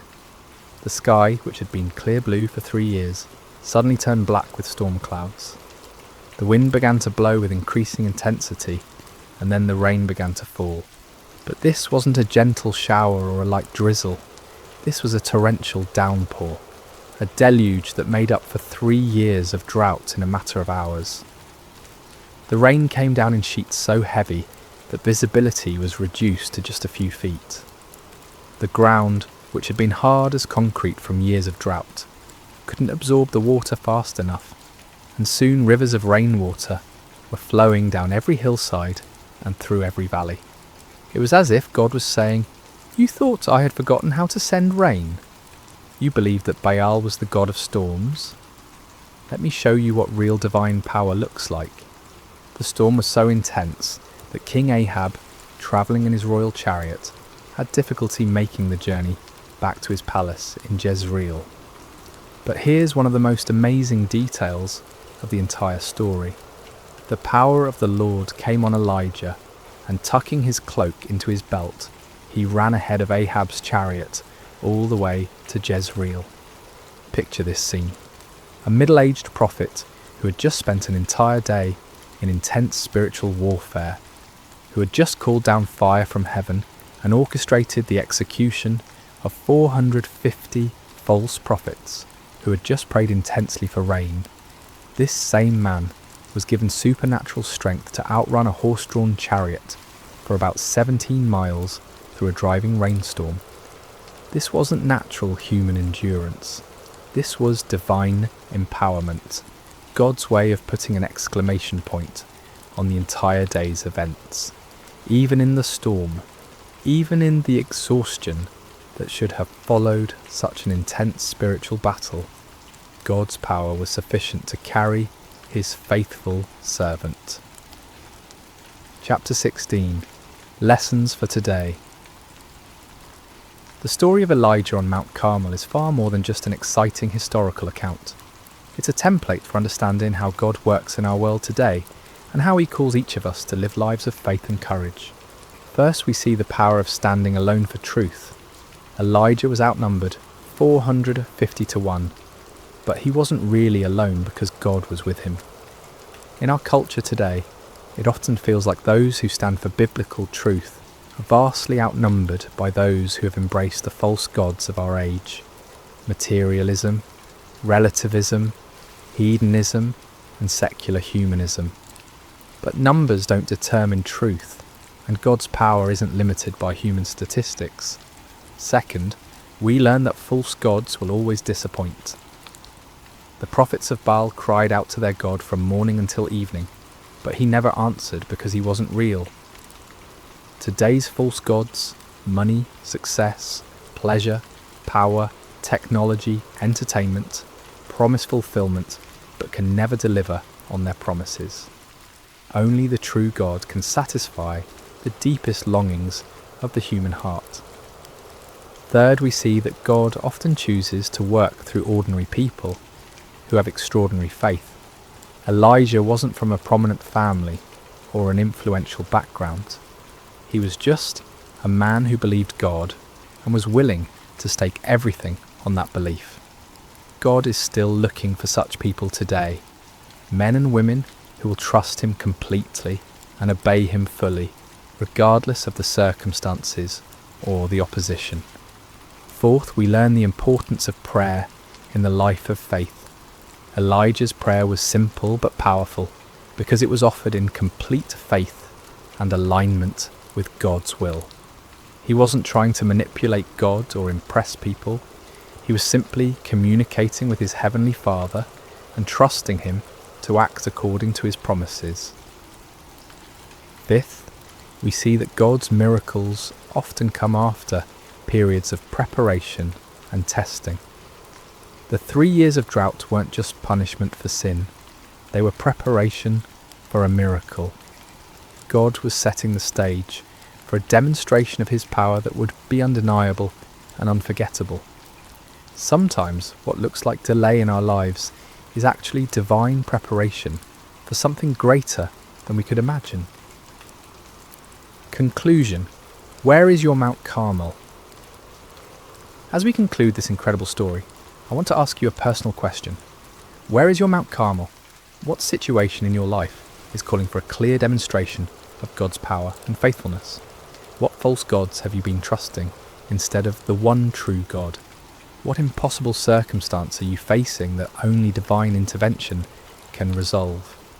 Maybe you're facing a financial crisis that seems hopeless and you need God to provide for your needs in supernatural ways. Perhaps you're dealing with a health challenge that has left doctors puzzled, and you need the great physician to demonstrate his healing power. It could be that you're struggling with a relationship that seems beyond repair, and you need the God of restoration to work a miracle in your marriage or family. Or maybe your Mount Carmel is more internal. Maybe you've been worshipping the false gods of success, approval, comfort, or control, and you need to experience the reality of God's presence and power in a fresh way. Maybe you've been trying to live the Christian life in your own strength, and you need to discover what it means to depend completely on God's power rather than your own abilities. The same God who answered Elijah's prayer with fire from heaven is still on the throne today. He still hears the prayers of his people. He still demonstrates his power in impossible situations. He still turns hearts back to himself and brings restoration where there has been devastation. But like Elijah, we must be willing to stake everything on God's faithfulness. We must be prepared to stand alone if necessary, to trust when circumstances seem impossible, to pray with faith rather than doubt, and to give God the opportunity to show his power in ways that will leave no doubt about his reality and love. The fire that fell on Mount Carmel that day wasn't just about proving that the Lord is God, though it certainly did that. It was about a loving father reaching out to his wayward children, demonstrating his power not to destroy them but to draw them back to himself. It was about restoration, redemption, and the kind of love that will go to any lengths to rescue those who are precious to him. That same love is reaching out to you today. That same power is available to you in your situation. That same God who answered Elijah is waiting to answer your prayers and demonstrate his faithfulness in your life. The question isn't whether God is able. The question is whether you're willing to trust him completely, to step out in faith even when the odds seem impossible, and to give him the opportunity to show his power in your Mount Carmel moment. So I challenge you today, don't settle for the false gods of our culture. Don't be satisfied with a powerless religion that looks good on the surface but lacks the reality of divine presence. Cry out like the people on Mount Carmel, "The Lord, he is God. The Lord, he is God." And then watch as the fire of his presence transforms your impossible situation into a testimony of his faithfulness and power. The same God who sent fire from heaven is ready to move in your life today. Are you ready to trust him completely and see what he will do? Remember to subscribe to Sacred Rest for more life-changing messages like this one. Until next time, may you know the reality of God's presence and power in every area of your life. God bless you. Hello friends, and welcome to Sacred Slumber. I hope your day has been filled with blessings, no matter what time you're joining us or where you are in this beautiful world. Before we begin tonight's journey into the remarkable story of Gideon, I want to invite you to subscribe to Sacred Slumber so you never miss these powerful biblical narratives that can transform your heart and strengthen your faith. Now let's settle in as we explore one of the most extraordinary accounts of courage, faith, and divine intervention in all of Scripture. The sun hung low over the hills of Israel, casting long shadows across a land that had once flowed with milk and honey. But those days seemed like distant memories now. The once prosperous nation had fallen into chaos, its people scattered and hiding like frightened animals. For 7 long years, the Midianites had swept down upon Israel like locusts, devouring everything in their path. Picture, if you will, the terror that gripped every village and farmstead. Families would wake each morning not knowing if this would be the day the raiders would come. Fathers would venture out to check their crops, only to find them trampled and stolen. Children would be hushed to silence at the first sound of hoofbeats on the horizon. The very air seemed thick with fear and desperation. The Midianites, along with their allies, the Amalekites, and other eastern peoples, had turned the conquest of Israel into an annual ritual. Like a plague of locusts, they would arrive at harvest time, their camels beyond counting, stretching across the landscape as far as the eye could see. They would strip the land bare, taking not only the grain and livestock, but also crushing the spirits of God's chosen people. Farmers had abandoned their fields, choosing instead to hide in mountain caves and underground chambers. The marketplaces that once bustled with commerce now stood empty and silent. What should have been a time of celebration and thanksgiving for the harvest had become a season of dread and starvation. Israel's cities, once proud and strong, had crumbled into mere shadows of their former glory. The walls that should have protected the people lay in ruins, and the gates that once welcomed travellers now hung broken on their hinges. It was as if the very blessing of God had departed from the land, leaving behind only sorrow and defeat. In this atmosphere of despair, mothers would gather their children close and whisper the old stories of how God had delivered their ancestors from Egypt, how he had parted the Red Sea and given them victory over mighty enemies. But those stories seemed like fairy tales now, beautiful but impossible dreams from a time when God still cared about his people. The elders of Israel shook their heads in bewilderment. Where was the God of Abraham, Isaac and Jacob? Where was the mighty deliverer who had once fought for them? Had he forgotten his covenant? Had he abandoned them to their enemies forever? It was into this world of darkness and desperation that our story begins, in the small town of Ophrah, where a young man named Gideon was about to discover that God had not forgotten his people after all. But Gideon, like so many others, had lost hope. He had watched his family's livelihood disappear year after year, and he had grown tired of empty promises and unanswered prayers. On this particular day, as storm clouds gathered on the horizon, both literally and figuratively, Gideon was engaged in the dangerous work of threshing wheat. But he wasn't doing it in the traditional threshing floor, where the grain could be properly separated from the chaff by the wind. Instead, he was hidden away in a wine press, a place where grapes were normally crushed to make wine. It was cramped, inefficient, and poorly ventilated, but it offered something more valuable than convenience. It offered concealment from enemy eyes. As Gideon worked in his makeshift hiding place, sweat dripping from his brow in the confined space, he embodied the broken spirit of his entire nation. Here was a man reduced to secret, fearful labour just to provide basic sustenance for his family. The very act of threshing wheat, once a joyful community celebration, had become a furtive, isolated struggle for survival. Little did Gideon know that this moment of apparent defeat would become the launching pad for one of the most remarkable displays of God's power in human history. The God who seemed absent was actually watching, waiting, and preparing to use this unlikely hero in ways that would astound both friend and foe alike. The rhythm of Gideon's work was steady but tense. Each strike of his flail against the wheat stalks echoed softly in the confined space of the wine press. His eyes darted frequently toward the opening above, watching for any sign of danger. The precious grain he was salvaging represented not just food for today, but hope for tomorrow, assuming the Midianites didn't discover his hiding place. The silence of the afternoon was broken by an unexpected voice.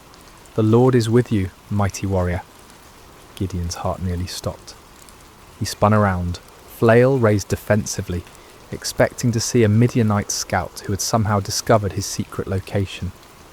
Instead, he found himself face to face with a figure unlike any he had ever encountered. The stranger sat calmly beneath the great oak tree that overlooked the wine press, his presence somehow both commanding and peaceful. The greeting struck Gideon as almost mockingly ironic. Mighty warrior? Him? the man who was reduced to threshing wheat in secret, constantly looking over his shoulder in fear, and the Lord is with you? If that were true, then why was Israel suffering under such devastating oppression? "Pardon me, my lord," Gideon replied, his voice heavy with skepticism and pain. "But if the Lord is with us, why has all this happened to us? Where are all his wonders that our ancestors told us about when they said, 'Did not the Lord bring us up out of Egypt?' But now the Lord has abandoned us and given us into the hand of Midian." The words poured out of Gideon like water from a broken dam. Years of frustration, disappointment, and unanswered questions came tumbling forth. He had grown up hearing the magnificent stories of God's mighty deeds, of pillars of fire and cloud, of armies defeated and nations subdued. But where was that God now? Where were those miracles when his people needed them most? The stranger listened patiently to Gideon's outburst, showing no offence at the young man's boldness or apparent lack of faith. There was something in his eyes that spoke of ancient wisdom and unlimited compassion. When Gideon finished speaking, the visitor's response was both simple and earth-shattering. "Go in the strength you have and save Israel out of Midian's hand. Am I not sending you?"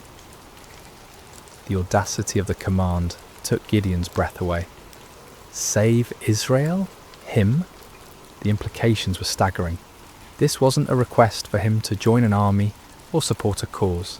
This was a divine commission to personally lead the deliverance of an entire nation from a seemingly impossible situation.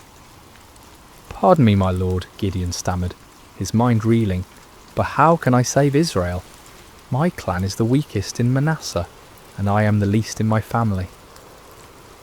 Gideon's response revealed the depth of his feelings of inadequacy.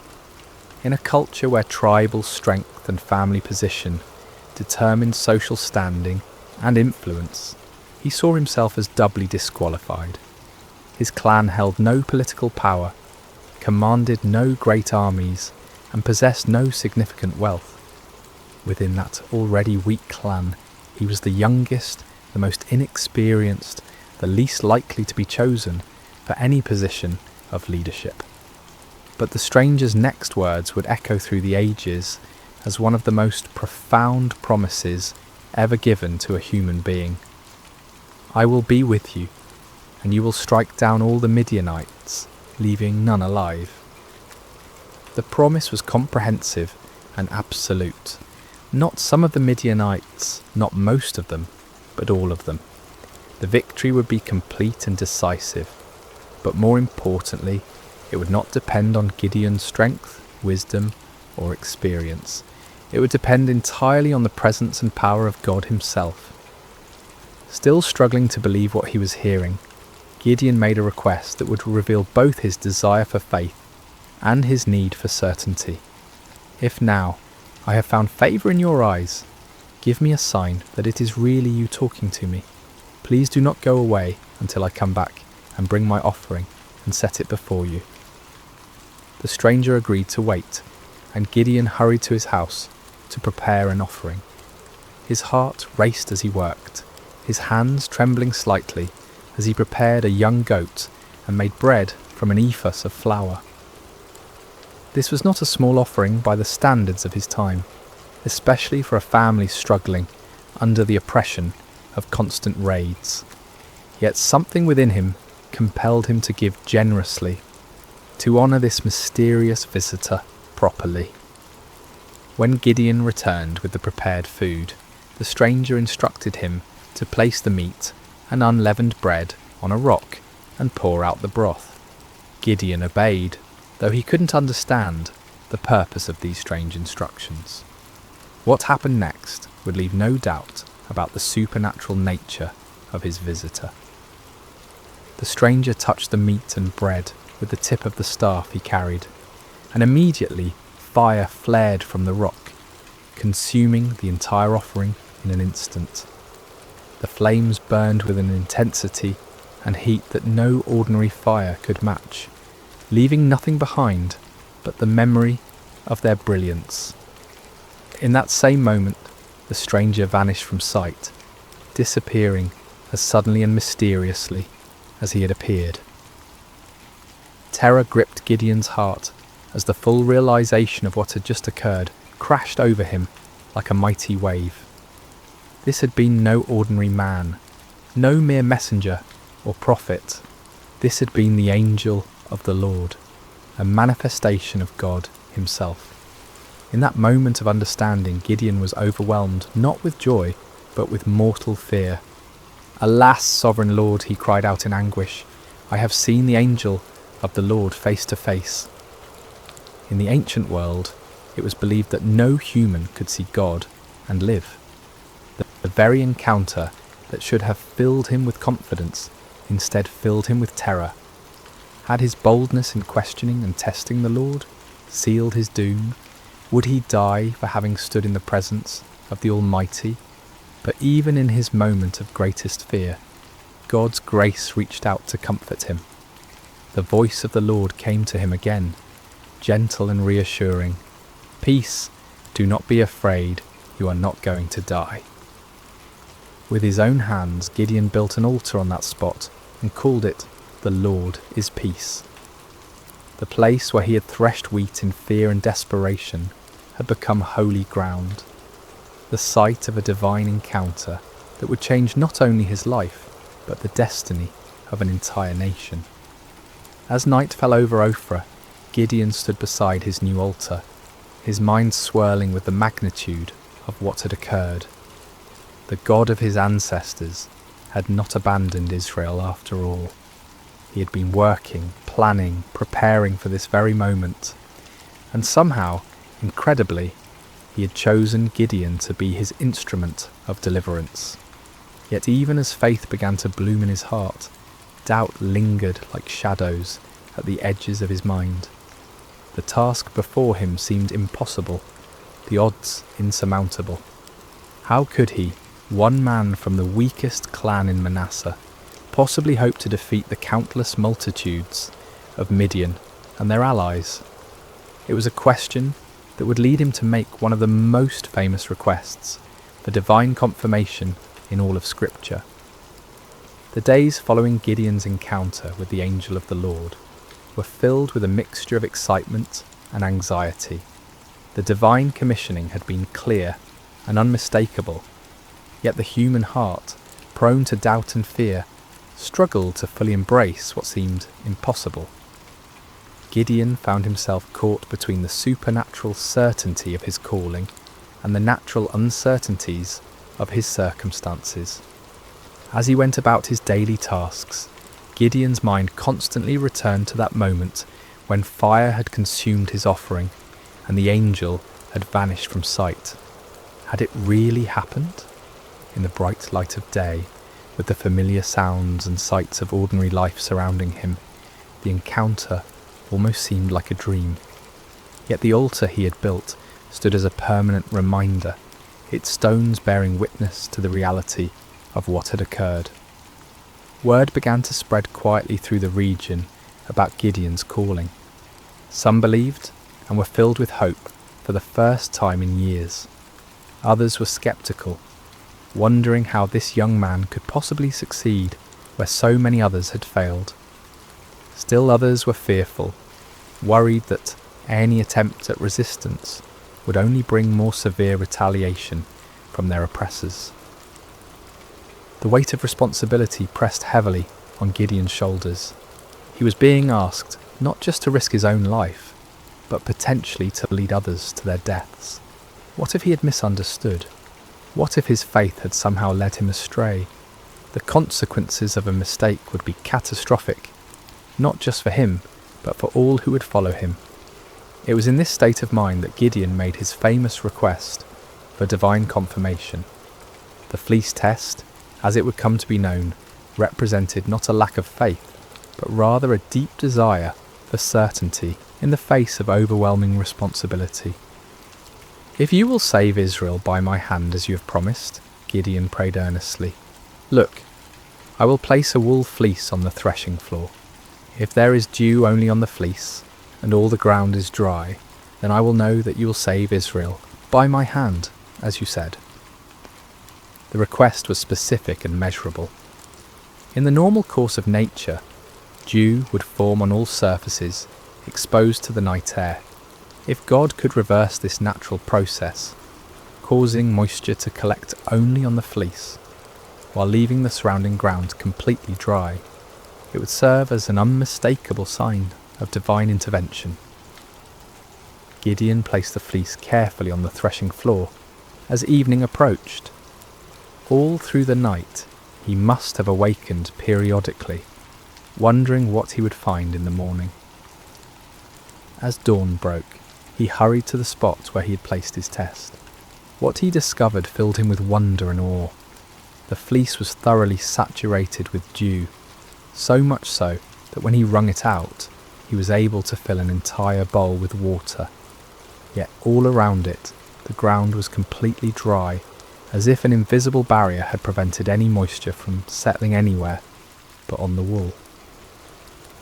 The sign was clear and unmistakable, yet Gideon's human nature craved even greater certainty. The magnitude of what he was being called to do seemed to justify asking for additional confirmation. With remarkable humility and boldness, he approached God with yet another request. "Do not be angry with me," Gideon prayed, acknowledging that his repeated testing might seem to indicate a lack of trust. "Let me make just one more request. Allow me one more test with the fleece, but this time make the fleece dry and let the ground be covered with dew." This second test was even more remarkable than the first. It would be one thing for God to cause dew to collect on a single object, while keeping the surrounding area dry, but it would be quite another to keep one small piece of wool completely dry while saturating everything around it.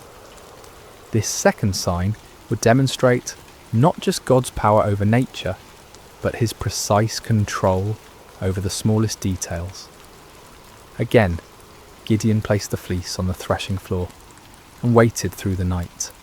When morning came, he found exactly what he had requested. The fleece was bone dry without a trace of moisture, while the ground all around it sparkled with heavy dew. The grass, the stones, the nearby trees, everything was wet with the night's moisture, except for that one small piece of wool. God had patiently granted both requests, demonstrating not anger at Gideon's need for reassurance, but understanding and compassion for human weakness. The fleece tests revealed important truths about the nature of faith and the character of God. Faith is not the absence of questions or doubts. Rather, it is the willingness to act in obedience despite those questions and doubts. Moreover, God's response to Gideon's requests showed his patience with those who seek him earnestly. He did not rebuke Gideon for his need for confirmation, nor did he withdraw his calling because of the young man's hesitation. Instead, he graciously provided the assurance that Gideon needed to step forward in faith. The fleece tests also demonstrated the balance between seeking divine guidance and taking action. There comes a point when further testing can become an excuse for inaction, when the desire for certainty becomes a barrier to obedience.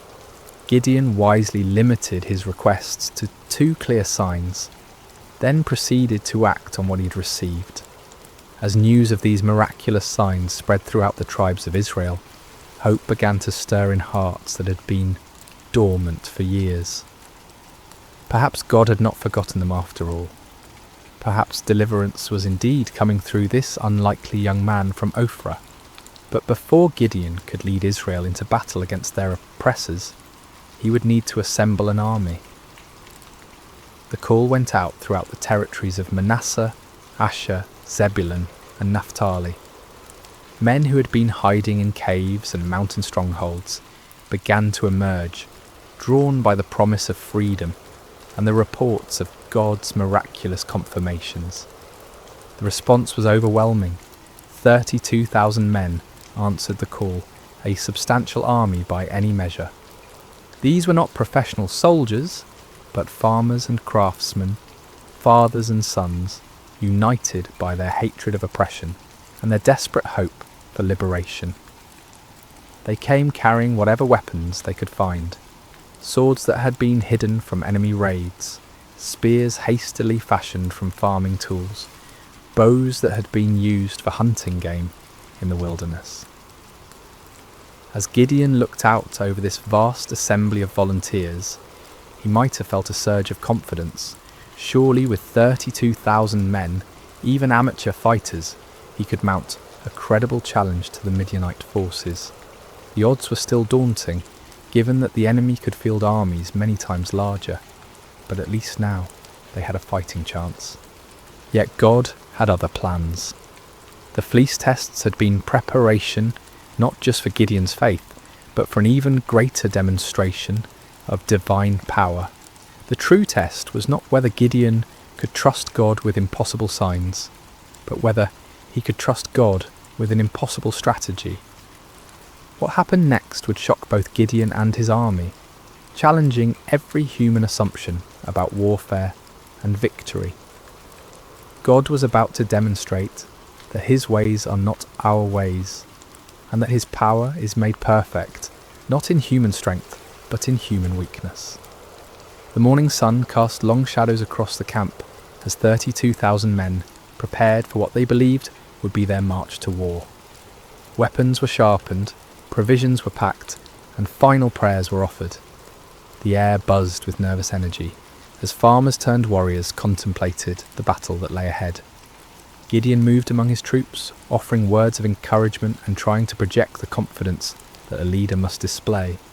Yet privately, he was still awed by the magnitude of what was happening. Just weeks earlier, he had been hiding in a wine press, and now he stood at the head of the largest volunteer army Israel had assembled in generations. But as the army prepared to march toward the enemy encampment, God spoke to Gideon with words that must have sent shockwaves through his entire being. "You have too many men. I cannot deliver Midian into their hands, or Israel would boast against me. Our own strength has saved us." Too many men? The statement seemed to defy all military logic. The Midianites and their allies numbered in the hundreds of thousands. Their camels alone described as being like locusts for multitude. How could 32,000 possibly be considered too many? Yet God's reasoning revealed a profound truth about the nature of divine deliverance. If Israel won the coming battle through conventional military means, they would inevitably credit their victory to their own strength, strategy, and courage. The victory needed to be so obviously supernatural that no one could mistake its source. God's glory was at stake, and that glory could not be shared with human pride. Following God's instructions, Gideon stood before his assembled army and made an announcement that must have stunned many of the volunteers. Anyone who trembles with fear may turn back and leave Mount Gilead. The offer was based on an ancient law found in Deuteronomy, which recognized that fearful soldiers could spread panic through the ranks and actually weaken an army's effectiveness. But in this case, the dismissal served a different purpose entirely. God was beginning the process of reducing the army to a size that would make his intervention unmistakable. The response to Gideon's announcement was immediate and devastating. 22,000 men took advantage of the opportunity to withdraw from what many probably saw as a suicide mission anyway. These were not cowards in the traditional sense. They were ordinary people facing an extraordinary situation, and they chose the safety of their families over the uncertainties of battle. As Gideon watched more than 2/3 of his army walk away, his heart must have sunk. 10,000 men remained, still a respectable force, but far fewer than what seemed necessary for the task ahead. Surely now they could proceed with God's blessing. But God was not finished with his reductions. "There are still too many men," came the divine word. "Take them down to the water, and I will thin them out for you there. If I say, 'This one shall go with you,' he shall go. But if I say, 'This one shall not go with you,' he shall not go." The instruction was puzzling and specific. Gideon was to observe how the men drank water and select his final army based on their drinking method. Of all the criteria that might be used to choose warriors, how they consumed water seemed among the least relevant to military prowess. At the water's edge, the 10,000 men revealed their character through their approach to drinking. The vast majority knelt down and put their faces directly to the water, drinking deeply and focusing entirely on satisfying their thirst. But a small group, only 300 men, demonstrated a different approach. They brought water to their mouths with their hands, lapping it like dogs while maintaining their vigilance and readiness. God's instruction was clear. With the 300 men that lapped, I will save you and give the Midianites into your hands. Let all the others go home. The reduction was complete and shocking. From 32,000 to 300 represented a decrease of more than 99%. What had begun as a substantial army was now reduced to little more than a large company. The odds, already daunting, had become mathematically absurd. Yet the selection criteria revealed profound spiritual truths. The 300 men who were chosen had demonstrated alertness, self-discipline, and readiness, even in a moment of personal need. While drinking, they had maintained their awareness of their surroundings, prepared for action at a moment's notice. These qualities, while admirable in soldiers, were really symbols of spiritual preparedness and faithfulness. As the dismissed soldiers departed, taking most of the weapons and supplies with them, Gideon was left with 300 men who looked more like a ceremonial guard than a fighting force. The enemy they faced was described in terms that emphasized their overwhelming numbers.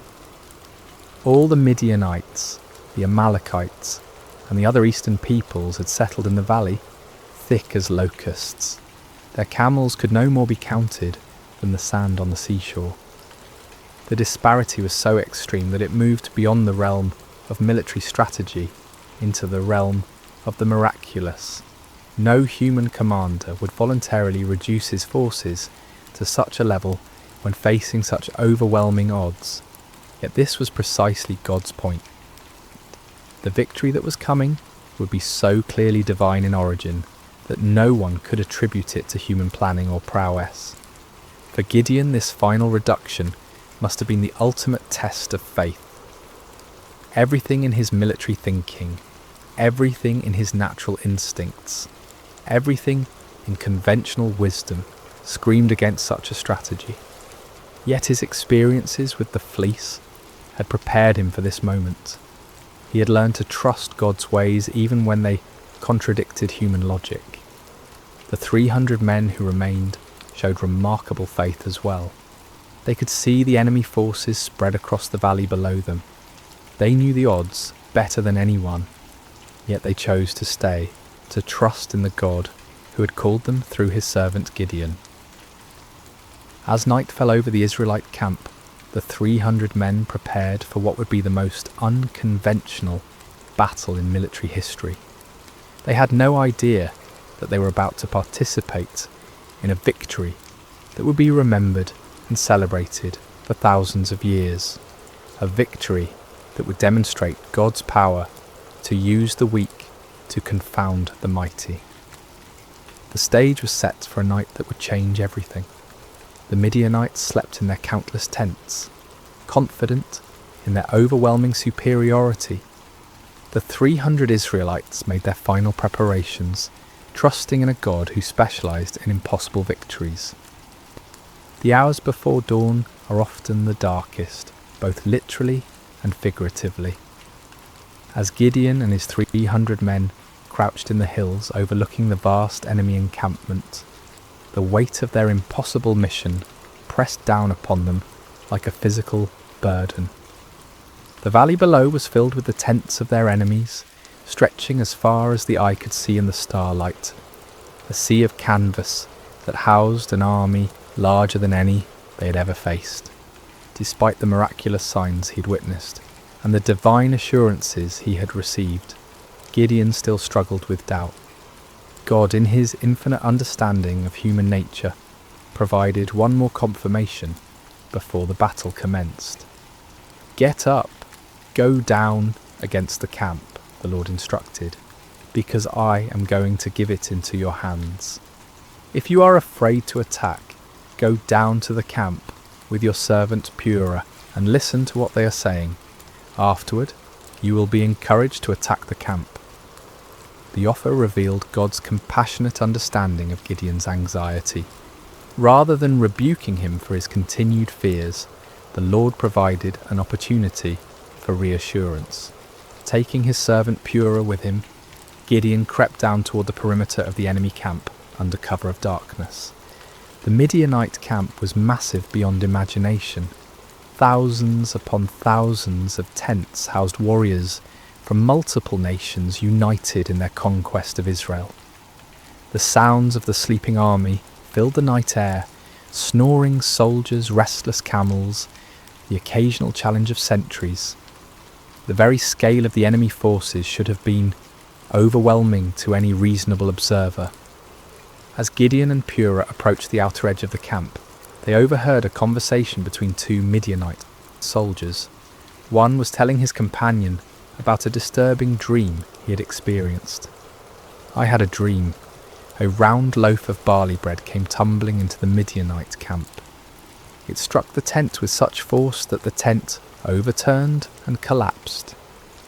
The interpretation offered by his fellow soldier was even more remarkable.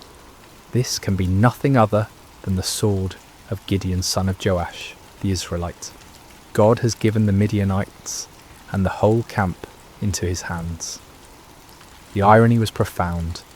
Here, in the heart of the enemy camp, God was providing confirmation through the mouths of Israel's oppressors themselves.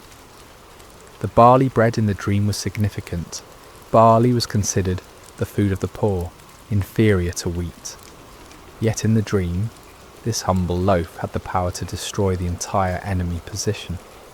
The symbolism was clear. God would use the humble and despised to bring down the mighty and proud. That Gideon's name was already known to the enemy indicated that word of the gathering Israelite resistance had reached their ears. Rather than being encouraged by their overwhelming numerical superiority, some among the Midianites were apparently experiencing anxiety about this upstart Hebrew leader. God was already working in the hearts and minds of the enemy, preparing them for defeat.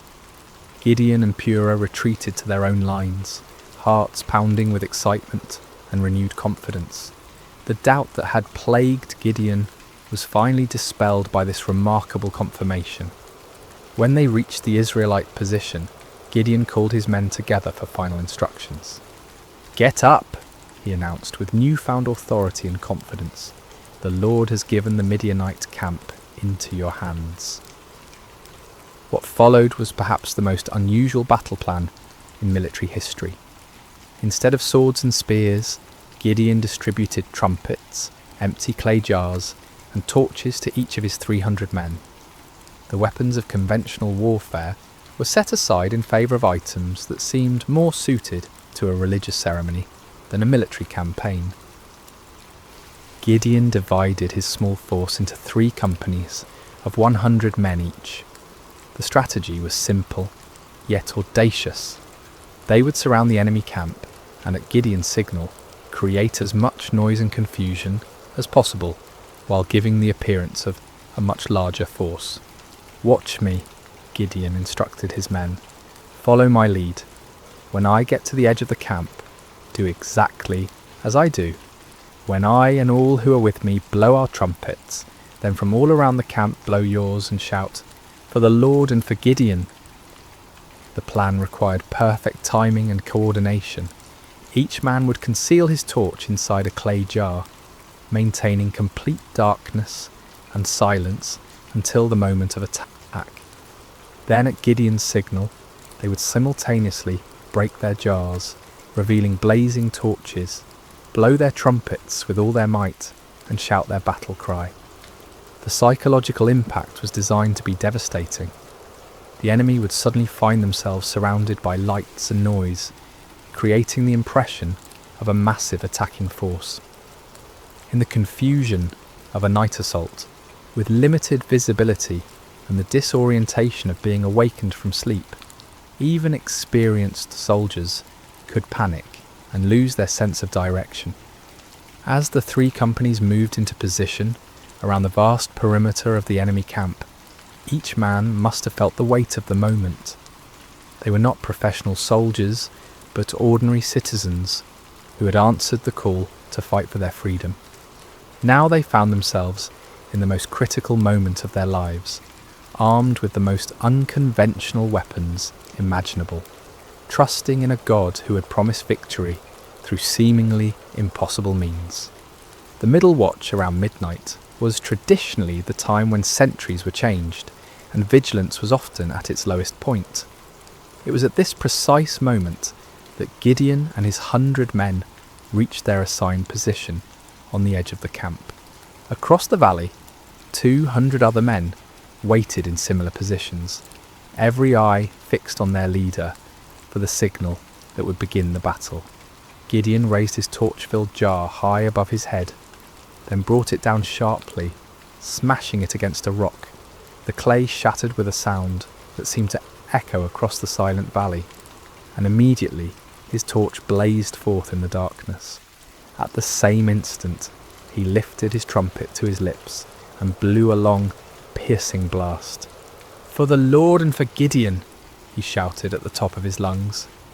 The signal rippled around the camp as 300 jars smashed simultaneously. 300 torches burst into flame, and 300 trumpet heads sounded their defiant call. The battle cry of "For the Lord and for Gideon" echoed from every direction, creating the impression that the Midianite camp was completely surrounded by a massive army.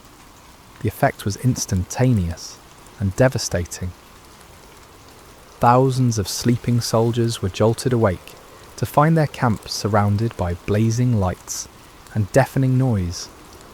In the confusion and darkness, panic spread like wildfire through the ranks. Soldiers stumbled from their tents, grabbing whatever weapons they could find, unable to determine the size or direction of the attacking force. In their panic and confusion, the Midianites and their allies began attacking each other. Unable to distinguish friend from foe in the darkness, and hearing battle cries in their own languages from every direction, they assumed they had been betrayed by their allies. The coalition that had seemed so formidable began to tear itself apart.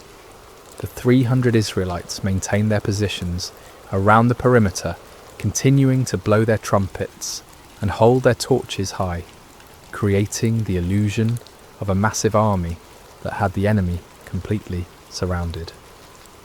They watched in amazement as God fulfilled his promise in the most spectacular fashion imaginable. The panic spread throughout the entire camp like a plague.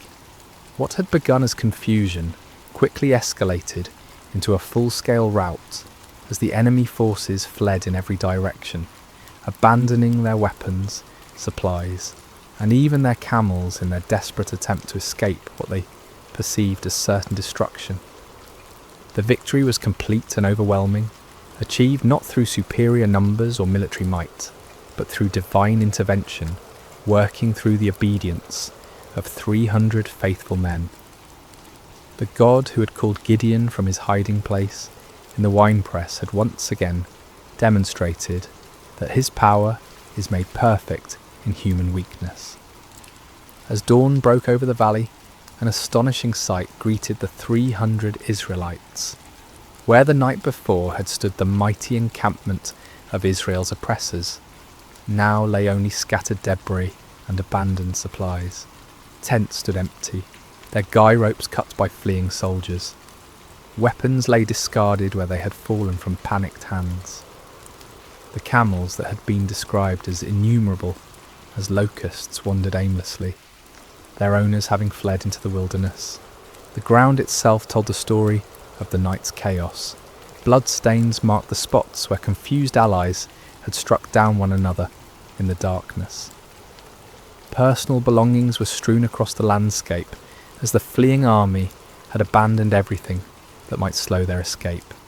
The scene looked less like the aftermath of a battle and more like the remnants of a catastrophic natural disaster.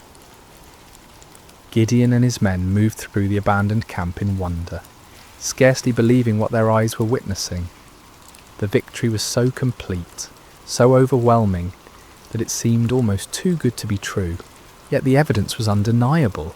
The army that had terrorized Israel for 7 years had been routed by 300 men armed with trumpets and torches. But God's deliverance was not yet complete.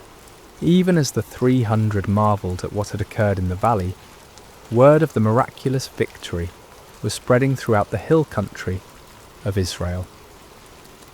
Men who had dismissed Gideon's call to arms, who had remained hidden in their caves and strongholds, now emerged with renewed courage and determination.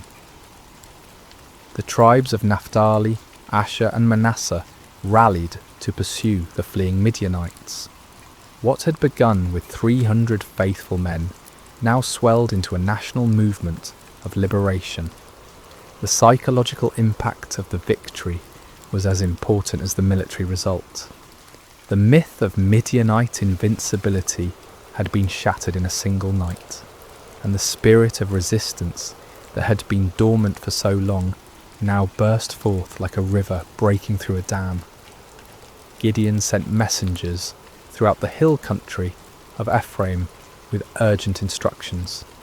Come down against the Midianites and seize the waters of the Jordan ahead of them as far as Beth-barah. This strategic move would cut off the enemy's escape routes and ensure that the victory would be complete. The Ephraimites responded with enthusiasm, capturing the fords of the Jordan and trapping many of the fleeing Midianites. In the pursuit that followed, they captured 2 of the Midianite leaders, Oreb and Zeb, whose names meant raven and wolf. These princes, who had struck terror into Israelite hearts for years, were now defeated and killed at the places that would forever bear their names: the rock of Oreb and the winepress of Zeb.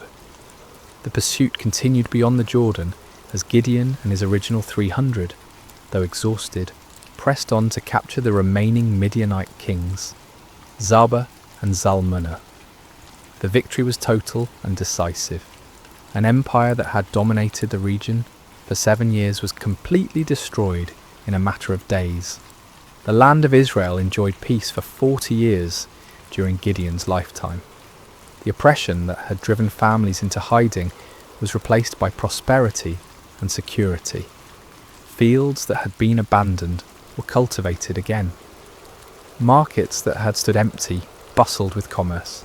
Children who had grown up knowing only fear could now play freely in their villages. But perhaps the greatest victory was not military but spiritual. Israel had rediscovered that their God was still the same mighty deliverer who had brought their ancestors out of Egypt. The impossible victory served as a permanent reminder that with God all things are possible. The story of Gideon and the 300 speaks across the centuries, with timeless truths that challenge and encourage us today. First, we see that God uses the unlikely. Gideon was not a seasoned warrior or a natural leader. He was a fearful farmer, hiding from his enemies. Yet God saw potential that others missed. This reminds us that God's calling is not based on our qualifications, but on his purposes. Second, the reduction of Gideon's army from 32,000 to 300 demonstrates that faith matters more than numbers. In a world obsessed with statistics and metrics, God's economy operates differently. He delights in using small faithful remnants to accomplish great things, ensuring that his power, not human strength, receives the glory. Third, Gideon's requests for signs teach us about the balance between faith and doubt. God was patient with Gideon's need for confirmation, showing us that honest questions and requests for reassurance are not signs of weak faith but of a heart that desires to walk in God's will. Finally, the story shows us that obedience in the face of fear is the essence of courage. Gideon was afraid, his army was outnumbered, and the strategy seemed foolish. Yet they obeyed, and God honoured their faithfulness with victory. When we feel unqualified for the tasks before us, when the odds seem insurmountable, when we need reassurance before taking steps of faith, the story of Gideon reminds us that our God specialises in impossible victories. He is still calling ordinary people to extraordinary purposes, still using the weak to confound the mighty, still turning fearful hearts into faithful warriors. The God who met Gideon at the winepress is the same God who meets us in our hiding places today, calling us to step out in faith and watch him work miracles through surrendered lives.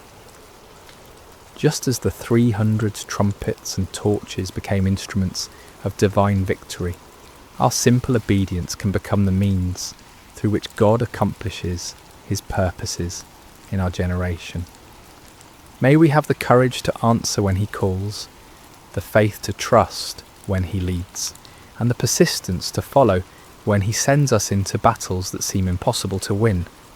For with God, the 300 can defeat the multitudes, and faith can move mountains that seem immovable. The story of Gideon reminds us that our greatest victories come not when we feel strong and capable, but when we acknowledge our weakness and depend completely on God's strength. In those moments of surrender, we discover that we serve a God who delights in doing the impossible through the most unlikely people. And so the story ends where it began, with an invitation to faith, a call to courage, and a promise that the God who delivered Israel through Gideon and the 300. Hello dear friends, and welcome to Sacred Slumber. Before we begin this beautiful journey together, I'd love to connect with you for just a moment. How has your day been? Whether it's morning, afternoon or evening where you are in the world, I hope this story finds you in a peaceful place, ready to receive some comfort and inspiration. No matter what corner of the globe you're listening from, you're part of our Sacred Slumber family. If you haven't already, please consider subscribing to Sacred Slumber for more stories like this one that will nourish your soul and bring peace to your heart.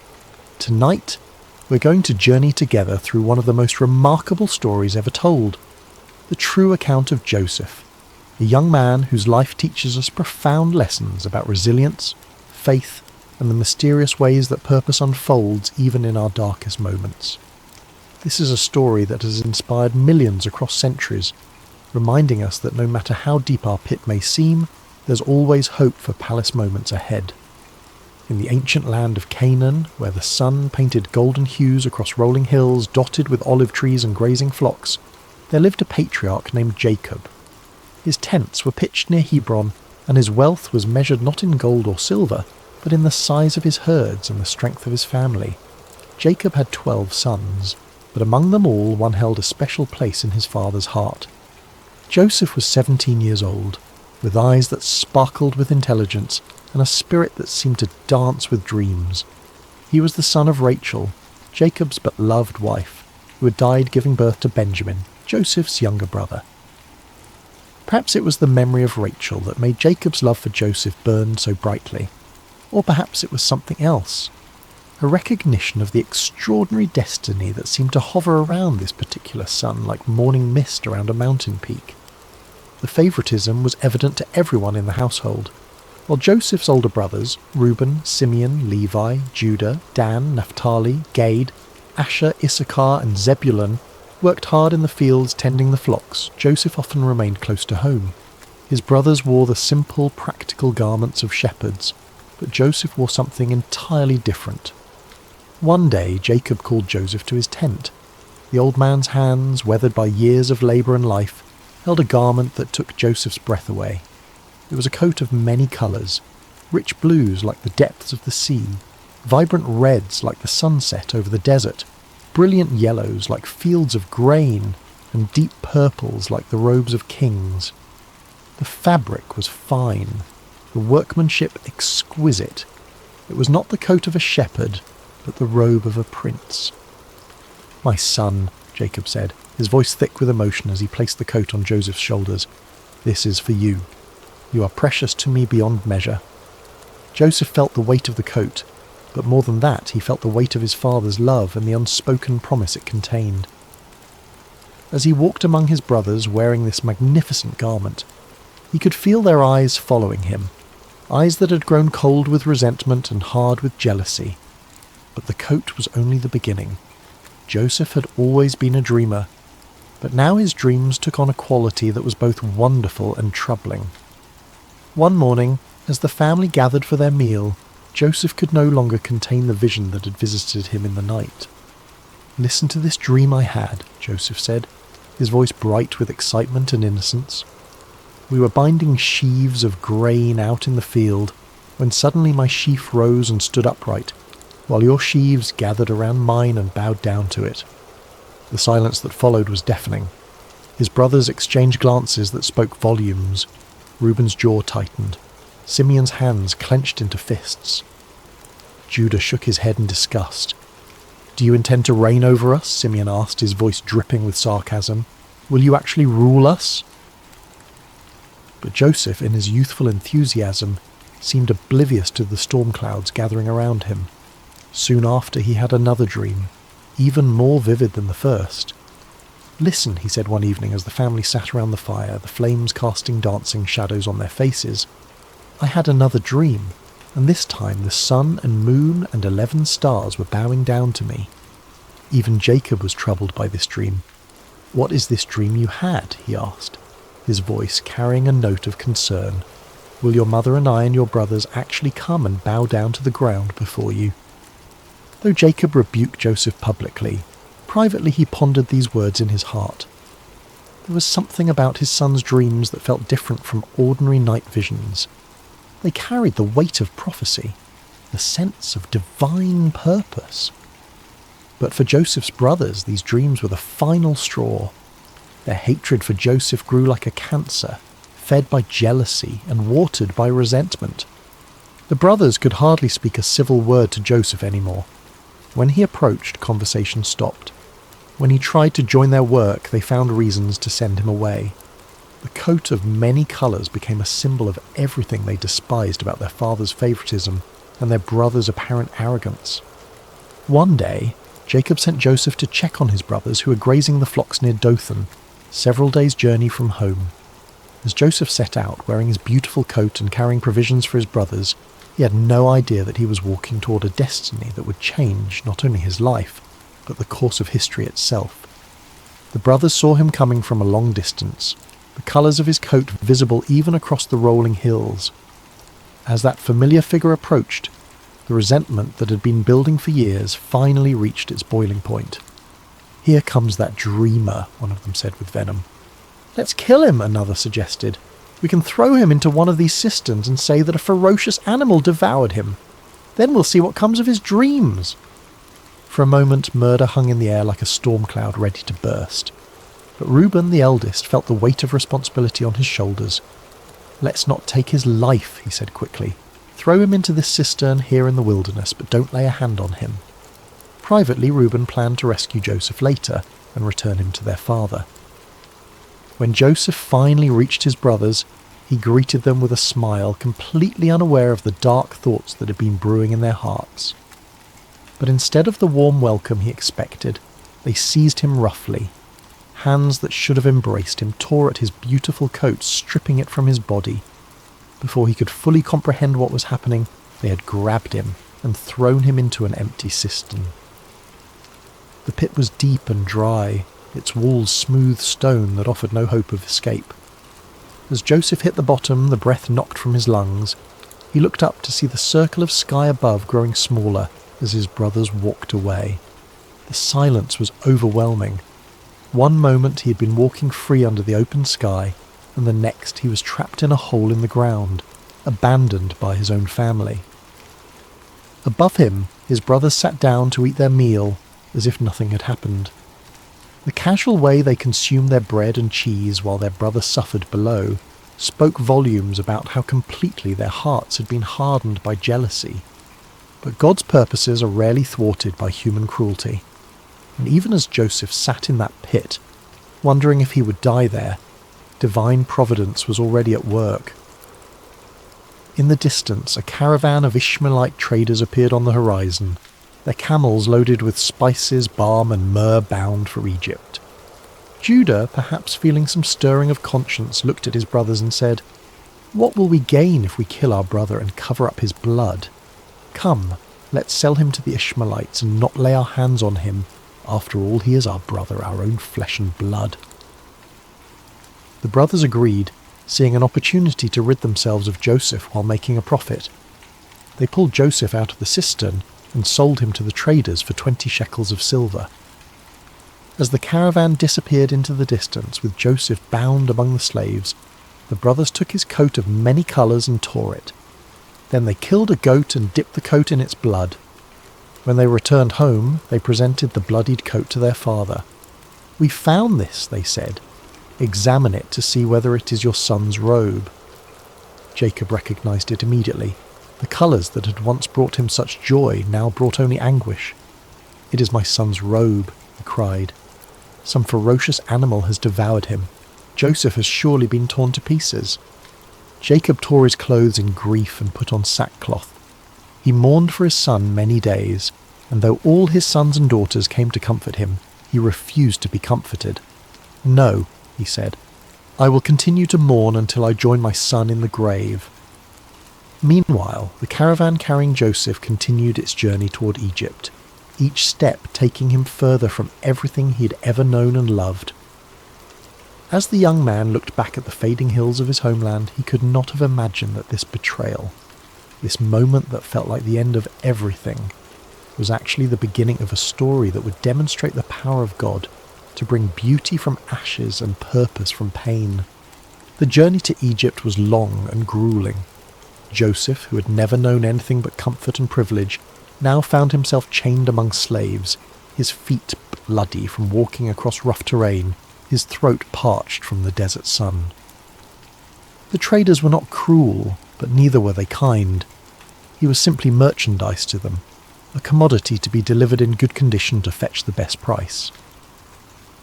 As the caravan crested the final hill before entering Egypt, Joseph's eyes widened at the sight before him. Egypt was unlike anything he'd ever seen. The Nile River stretched like a blue ribbon through the landscape, its banks lined with lush green vegetation that stood in stark contrast to the golden desert beyond. Pyramids rose majestically in the distance, monuments to the power and sophistication of this ancient civilization. The cities teemed with activity, merchants hawking their wares, craftsmen plying their trades, and everywhere the bustle of a society that had mastered the art of turning the desert into a garden. In the slave market of Memphis, Joseph stood with the others as potential buyers examined them like livestock. His youth and obvious intelligence caught the eye of several bidders, but it was Potiphar, an officer of Pharaoh and captain of the guard, who ultimately purchased him. Potiphar was a man of considerable wealth and influence, with a household that required numerous servants to maintain its operations. Joseph's new life began in Potiphar's house, where he was assigned to work among the other servants. Everything about his circumstances had changed. He who had once worn a coat of many colours now dressed in the simple linen of a slave. He who had once been served was now serving others. He who had once been the favoured son was now property, with no rights and no freedom. But something remarkable happened in Potiphar's house. Instead of becoming bitter or despondent, Joseph chose to serve with excellence. When he was given a task, he completed it better than anyone expected.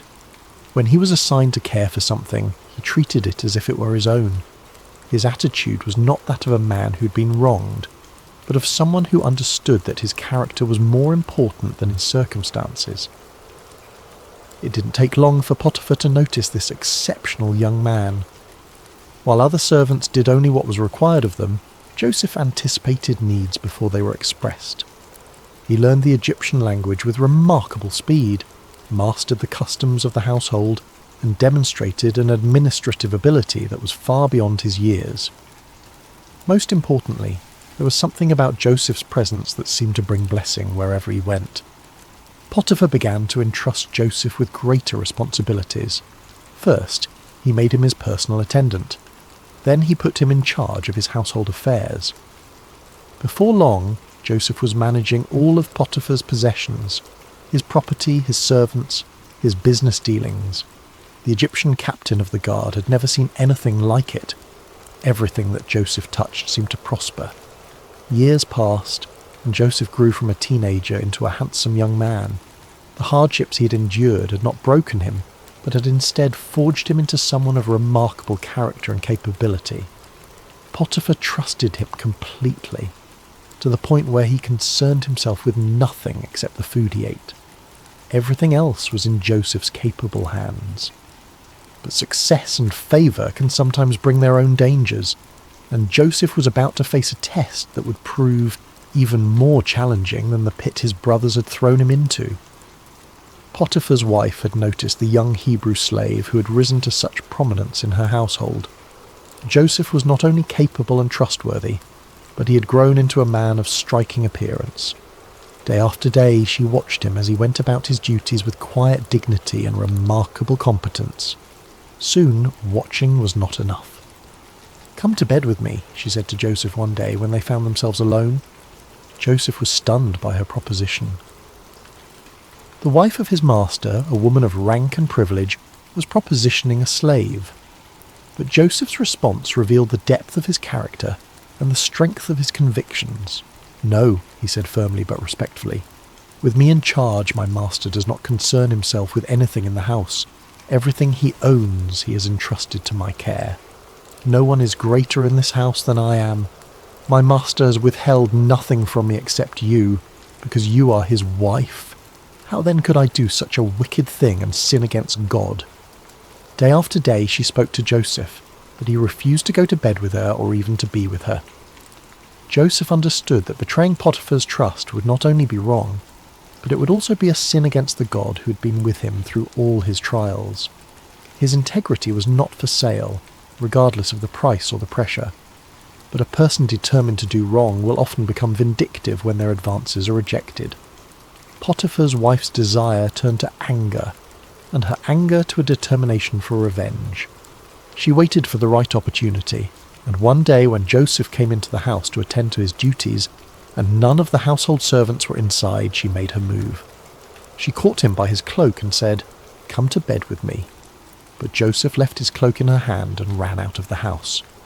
Holding his cloak as evidence, Potiphar's wife called to the household servants. "Look," she said, "this Hebrew has been brought to us to make sport of us. He came in here to sleep with me, but I screamed. When he heard me scream for help, he left his cloak beside me and ran out of the house." When Potiphar came home, his wife told him the same story. "That Hebrew slave you brought us came to me to make sport of me, but as soon as I screamed for help, he left his cloak beside me and ran out of the house." Potiphar burned with anger. The man he had trusted above all others, the servant who had brought such blessing to his household, had apparently betrayed that trust in the worst possible way. Without investigation, without hearing Joseph's side of the story, Potiphar had Joseph seized and thrown into prison, the same prison where the king's prisoners were confined. Once again, Joseph found himself in a pit, though this time it was made of stone and iron rather than earth. Once again, he had been betrayed by those he had served faithfully. Once again, his circumstances had changed dramatically through no fault of his own. He had done the right thing, had maintained his integrity, had honoured God, and his reward was imprisonment for a crime he had not committed. Many people would have become bitter at this point. They would have questioned why God allowed such injustice, why faithfulness seemed to be rewarded with suffering. They might have decided that integrity was not worth the cost, that doing right was foolish when it led to such consequences. But Joseph was not like most people.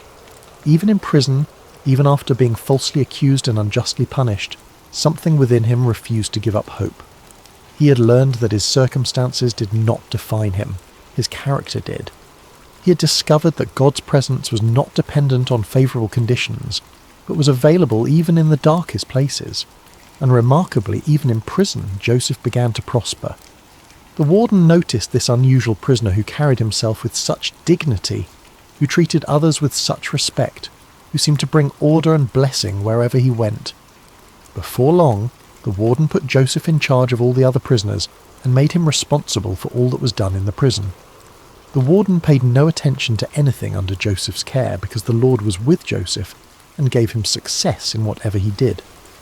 Once again, Joseph had taken a situation that seemed hopeless and had found a way to serve with excellence, to lead with integrity, and to trust that somehow, in ways he could not yet see, God was working all things together for good. But the greatest tests of Joseph's faith were still ahead, and the prison that seemed like an ending was actually preparing him for a beginning that would astonish the world. Prison has a way of stripping away everything except what truly matters. In the Egyptian jail where Joseph now found himself, surrounded by stone walls and iron bars, the external trappings of success and status meant nothing. Here, in this place reserved for those who had supposedly committed crimes against Pharaoh, Joseph faced the ultimate test of his character. Days turned into months, and months into years. Joseph had now spent more time as a slave and prisoner than he had as the favoured son in his father's house. The dreams of his youth, the sheaves bowing down, the sun and moon and stars paying homage, seemed like the fantasies of another lifetime. If someone had asked him during those long, dark nights whether he still believed in those dreams, he might have wondered himself. But Joseph had learned something profound during his years of hardship, that faith is not about understanding God's timeline, but about trusting God's character. He had seen evidence of divine favour even in the darkest circumstances. When he was in Potiphar's house, God had blessed his work. Now, even in prison, he could see the same pattern. Blessing flowing through him to benefit others. Success following him, even in the most unlikely places. The other prisoners noticed something different about Joseph. While many of them spent their time in despair, anger, or plotting revenge, Joseph maintained a remarkable sense of peace. He listened to their stories with compassion, helped resolve disputes with wisdom, and carried himself with a dignity that prison walls could not diminish. The warden had made him the unofficial leader among the prisoners, and everyone, guards and inmates alike, respected him. One morning Joseph noticed that two of his fellow prisoners seemed particularly troubled. They were not ordinary criminals, but former members of Pharaoh's household, the chief cupbearer and the chief baker. Both had been imprisoned for offences against their royal master, and both carried themselves with the dignity of men, accustomed to positions of privilege and responsibility. "Why do you look so sad today?" Joseph asked them. The cupbearer answered, "We both had dreams, but there is no one to interpret them." In the ancient world, dreams were considered messages from the gods, and their interpretation was a specialized skill typically reserved for trained priests and wise men. To have a significant dream and no way to understand its meaning was a source of genuine distress. Joseph's response revealed both his humility and his faith. "Do not interpretations belong to God? Tell me your dreams." The chief cupbearer went first. "In my dream," he said, "I saw a vine in front of me, and on the vine were 3 branches. As soon as it budded, it blossomed, and its clusters ripened into grapes. Pharaoh's cup was in my hand, and I took the grapes, squeezed them into Pharaoh's cup, and put the cup in his hand." Joseph listened carefully, and as the cupbearer spoke, understanding came to him with a clarity that felt like sunrise after a long night. "This is what it means," Joseph said. "The 3 branches are 3 days. Within 3 days, Pharaoh will lift up your head and restore you to your position, and you will put Pharaoh's cup in his hand, just as you used to do when you were his cupbearer." The cupbearer's face lit up with hope. Joseph continued, "But when all goes well with you, remember me and show me kindness. Mention me to Pharaoh and get me out of this prison. I was forcibly carried off from the land of the Hebrews, and even here I have done nothing to deserve being put in a dungeon." When the chief baker saw that Joseph had given a favourable interpretation to the cupbearer's dream, he eagerly shared his own vision. "I too had a dream," he said. "On my head were 3 baskets of bread. In the top basket were all kinds of baked goods for Pharaoh, but the birds were eating them out of the basket on my head. Joseph's expression grew grave as he received understanding of this dream as well. The interpretation was not pleasant, but Joseph knew he had to speak the truth. "This is what it means," he said gently. "The 3 baskets are 3 days. Within 3 days, Pharaoh will lift off your head and impale your body on a pole, and the birds will eat away your flesh." 3 days later, it was Pharaoh's birthday, and he gave a feast for all his officials. He lifted up the heads of the chief cupbearer and the chief baker in the presence of his officials. He restored the chief cupbearer to his position, so that he once again put the cup into Pharaoh's hand. But he impaled the chief baker, just as Joseph had said to them in his interpretation. The accuracy of Joseph's interpretation should have marked him as a man of extraordinary ability, someone worthy of attention and favour. The chief cupbearer had been restored to his position of influence, with direct access to the most powerful man in Egypt. Surely he would remember the prisoner who had correctly interpreted his dream and had specifically asked to be remembered. But the chief cupbearer forgot about Joseph. This forgetting was perhaps one of the most difficult trials Joseph had yet faced. It was not the active betrayal of his brothers or the false accusation of Potiphar's wife, but the passive neglect of someone who simply failed to keep his word. Day after day, Joseph waited, hoping that this would be the day when guards would come to release him, when word would arrive that Pharaoh wanted to see him. But the days passed in silence. Months turned into a year, and then another year. 2 full years passed, and still the cupbearer, busy with his restored duties and privileges, did not remember the Hebrew slave who had correctly interpreted his dream.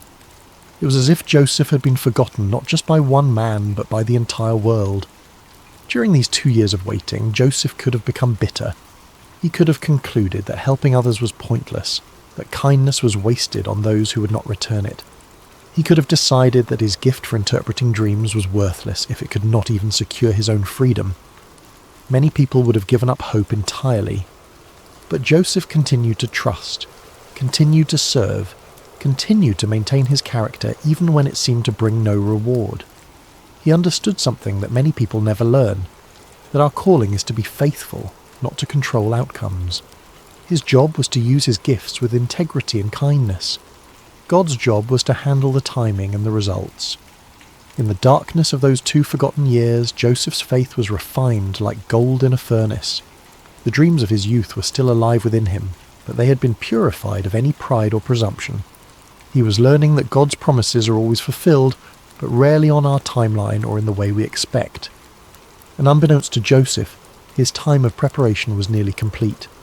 All the lessons he had learned, about integrity under pressure, about leadership in difficult circumstances, about maintaining faith when it seemed unrewarded, were about to be put to their ultimate test. The pit had prepared him for the palace, but first he would need to prove that he was ready for both the privilege and the responsibility that awaited him. The stage was being set for one of the most dramatic turnarounds in human history, and the forgotten prisoner was about to become the second most powerful man in the greatest empire on earth. Pharaoh stood on the balcony of his palace, looking out over the magnificent kingdom that stretched as far as the eye could see. The Nile flowed majestically past the royal residence, its waters reflecting the first light of dawn. Egypt was at the height of its power and prosperity, with abundant harvests, thriving trade, and monuments that would stand for millennia as testaments to its greatness. But on this particular morning, Pharaoh was deeply troubled. For 2 nights in a row, he had been visited by dreams so vivid and disturbing that they left him unable to rest. These were not ordinary dreams. They carried the weight of divine communication, the sense that the gods were trying to tell him something of vital importance. But what? The first dream had been strange and unsettling. Pharaoh had dreamed he was standing by the Nile when 7 cows, fat and sleek, came up out of the river and began grazing among the reeds. Then 7 other cows came up out of the river after them, but these were ugly and gaunt, more wasted and emaciated than any cattle Pharaoh had ever seen in all of Egypt. The ugly gaunt cows ate up the 7 fat sleek cows, but even after eating them they looked just as ugly and gaunt as before. The second dream was equally mysterious. This time Pharaoh saw 7 heads of grain growing on a single stalk, healthy and good. Then 7 other heads sprouted after them, but these were thin and scorched by the east wind. The thin heads of grain swallowed up the 7 healthy full heads. Pharaoh woke from each dream with a sense of foreboding that he could not shake. These dreams meant something, but what? He immediately called for all the magicians and wise men of Egypt, men who were trained in the ancient arts of dream interpretation and divine communication. They came quickly at their king's summons, eager to demonstrate their wisdom and earn royal favour. But as Pharaoh recounted his dreams to them, something unprecedented happened. These men, who had built their reputations on their ability to interpret dreams and divine the will of the gods, were completely baffled. They offered various theories and possibilities, but none of them carried the ring of truth. Pharaoh could sense their uncertainty, their fumbling attempts to provide answers they simply did not have.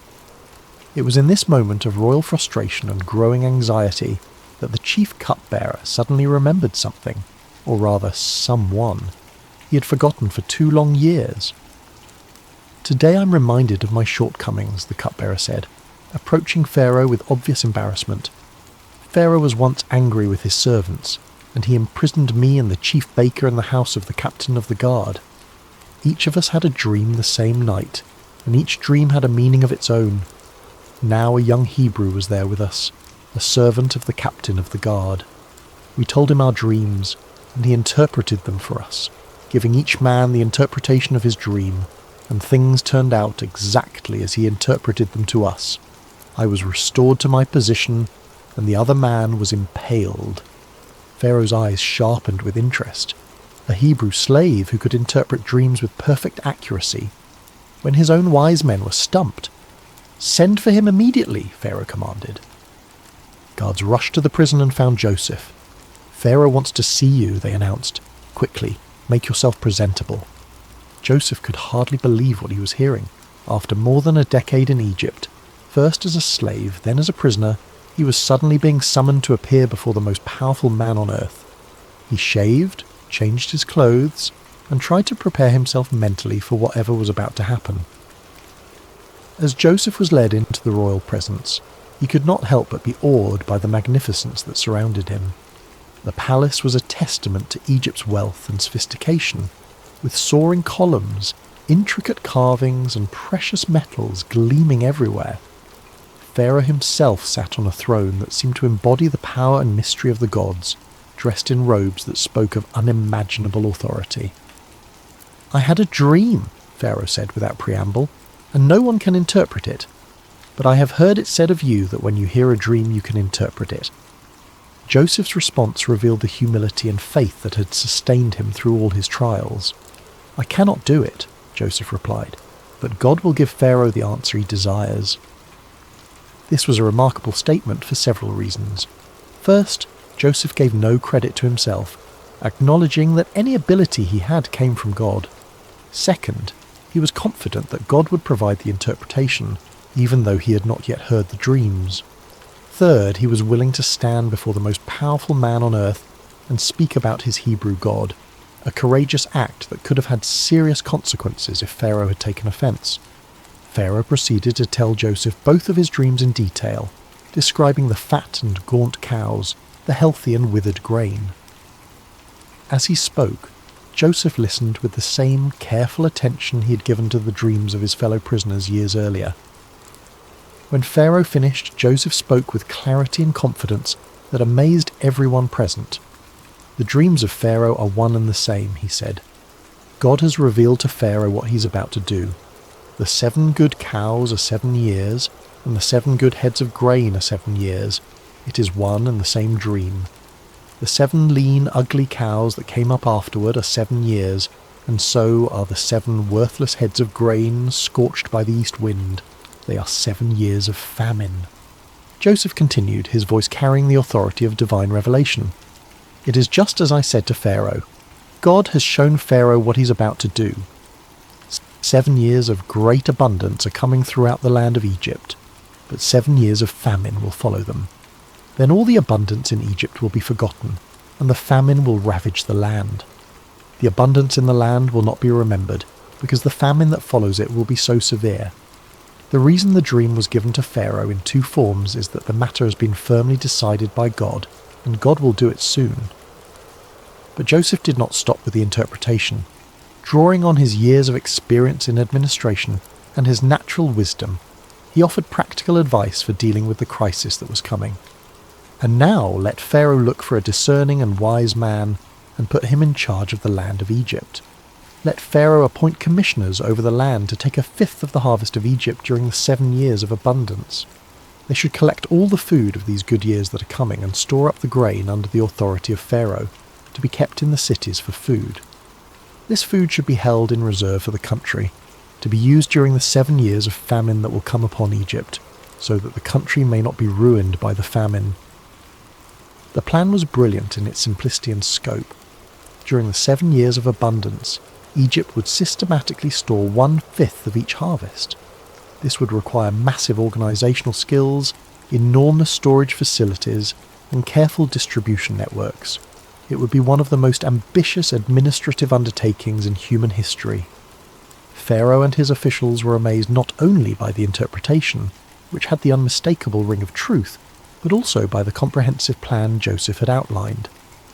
Here was a man who could not only understand divine communication, but could also translate that understanding into practical action. "Can we find anyone like this man?" Pharaoh asked his officials. "One in whom is the Spirit of God?" Then Pharaoh said to Joseph, "Since God has made all this known to you, there is no one so discerning and wise as you. You shall be in charge of my palace, and all my people are to submit to your orders. Only with respect to the throne will I be greater than you." And so, in a single day, Joseph went from being a forgotten prisoner to being the second most powerful man in Egypt. Pharaoh took his signet ring from his finger and put it on Joseph's finger. He dressed him in robes of fine linen and put a gold chain around his neck. He had him ride in a chariot as his second in command, and people shouted before him, "Make way!" Pharaoh also gave Joseph an Egyptian name, Zaphenath-Paneah, and gave him Asenath, the daughter of Potipharah, priest of On, to be his wife. Joseph was 30 years old when he entered the service of Pharaoh, king of Egypt. 13 years had passed since his brothers had thrown him into that pit in Dothan. 13 years of slavery, false accusation, imprisonment, and being forgotten. But now those years of preparation were revealed as exactly that. Preparation for a responsibility that would affect not just Egypt, but the entire known world. As Joseph began his new role, organising the massive project of storing grain for the coming famine, he could not help but remember the dreams of his youth. The sheaves bowing down, the sun and moon and stars paying homage. Those dreams had seemed so impossible during the dark years of his trials. But now he was beginning to see how God had been weaving a story of redemption that was far grander than anything he could have imagined as a 17-year-old boy in his father's house. The 7 years of abundance began exactly as Joseph had predicted, and Egypt's harvests were more bountiful than anyone could remember. Under Joseph's careful supervision, vast storehouses were built in every city, and grain was collected and preserved on an unprecedented scale. The administrative system he designed was so efficient and comprehensive that it became a model for future generations. During this time, Joseph and his wife Asenath were blessed with 2 sons. He named the first Manasseh, saying, "It is because God has made me forget all my trouble and all my father's household." The second son he named Ephraim, saying, "It is because God has made me fruitful in the land of my suffering." These names revealed Joseph's heart. He was grateful for the blessing of forgetting the pain of his past, but he also recognized that God had made him fruitful precisely in the place where he had suffered most. His trials had not been meaningless. They had been the very soil in which his greatest purpose had grown.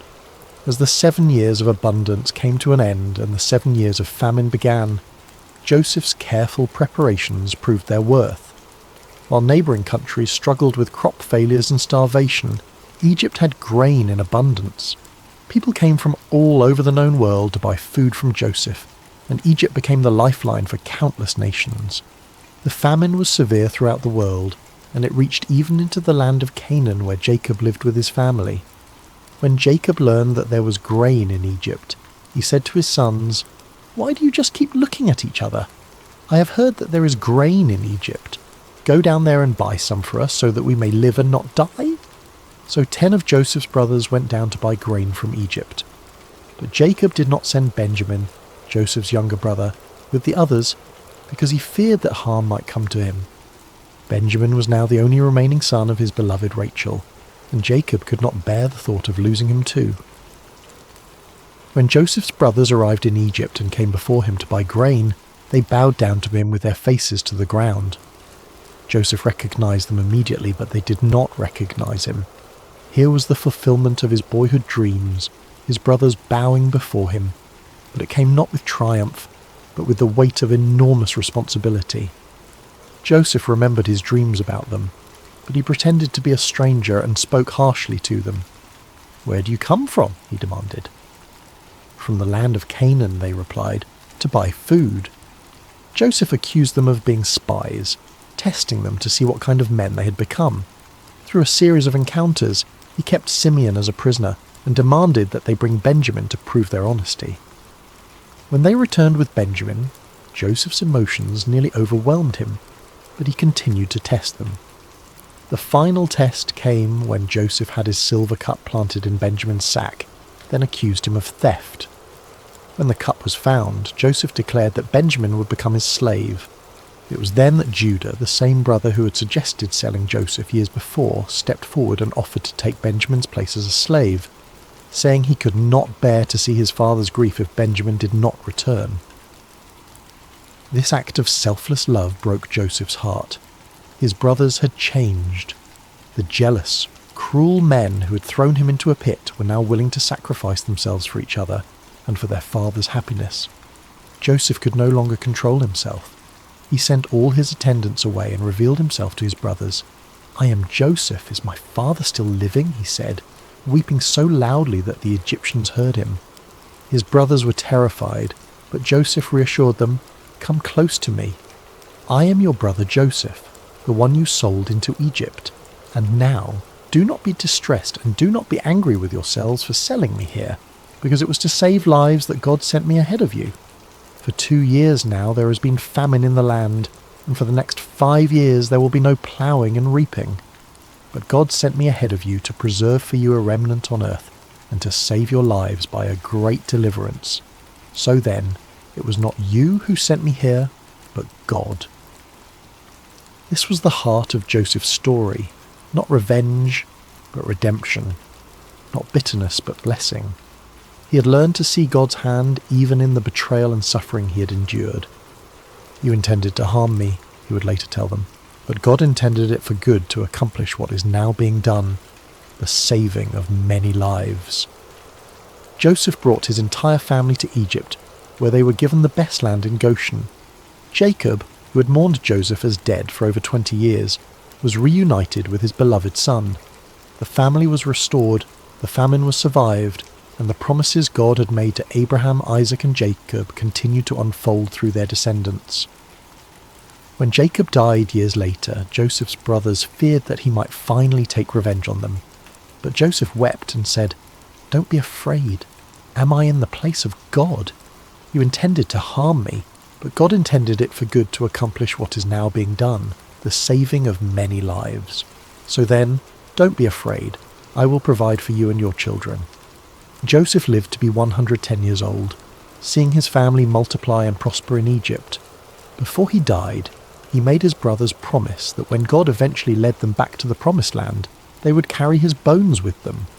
Even in death, Joseph's faith looked forward to the fulfillment of God's promises. Joseph's story teaches us that God can use even the worst circumstances to accomplish his greatest purposes. The pit prepared Joseph for the palace, but more importantly, it prepared his heart for forgiveness. His sufferings were not meaningless. They were the very experiences that shaped him into a man capable of saving nations and reconciling families.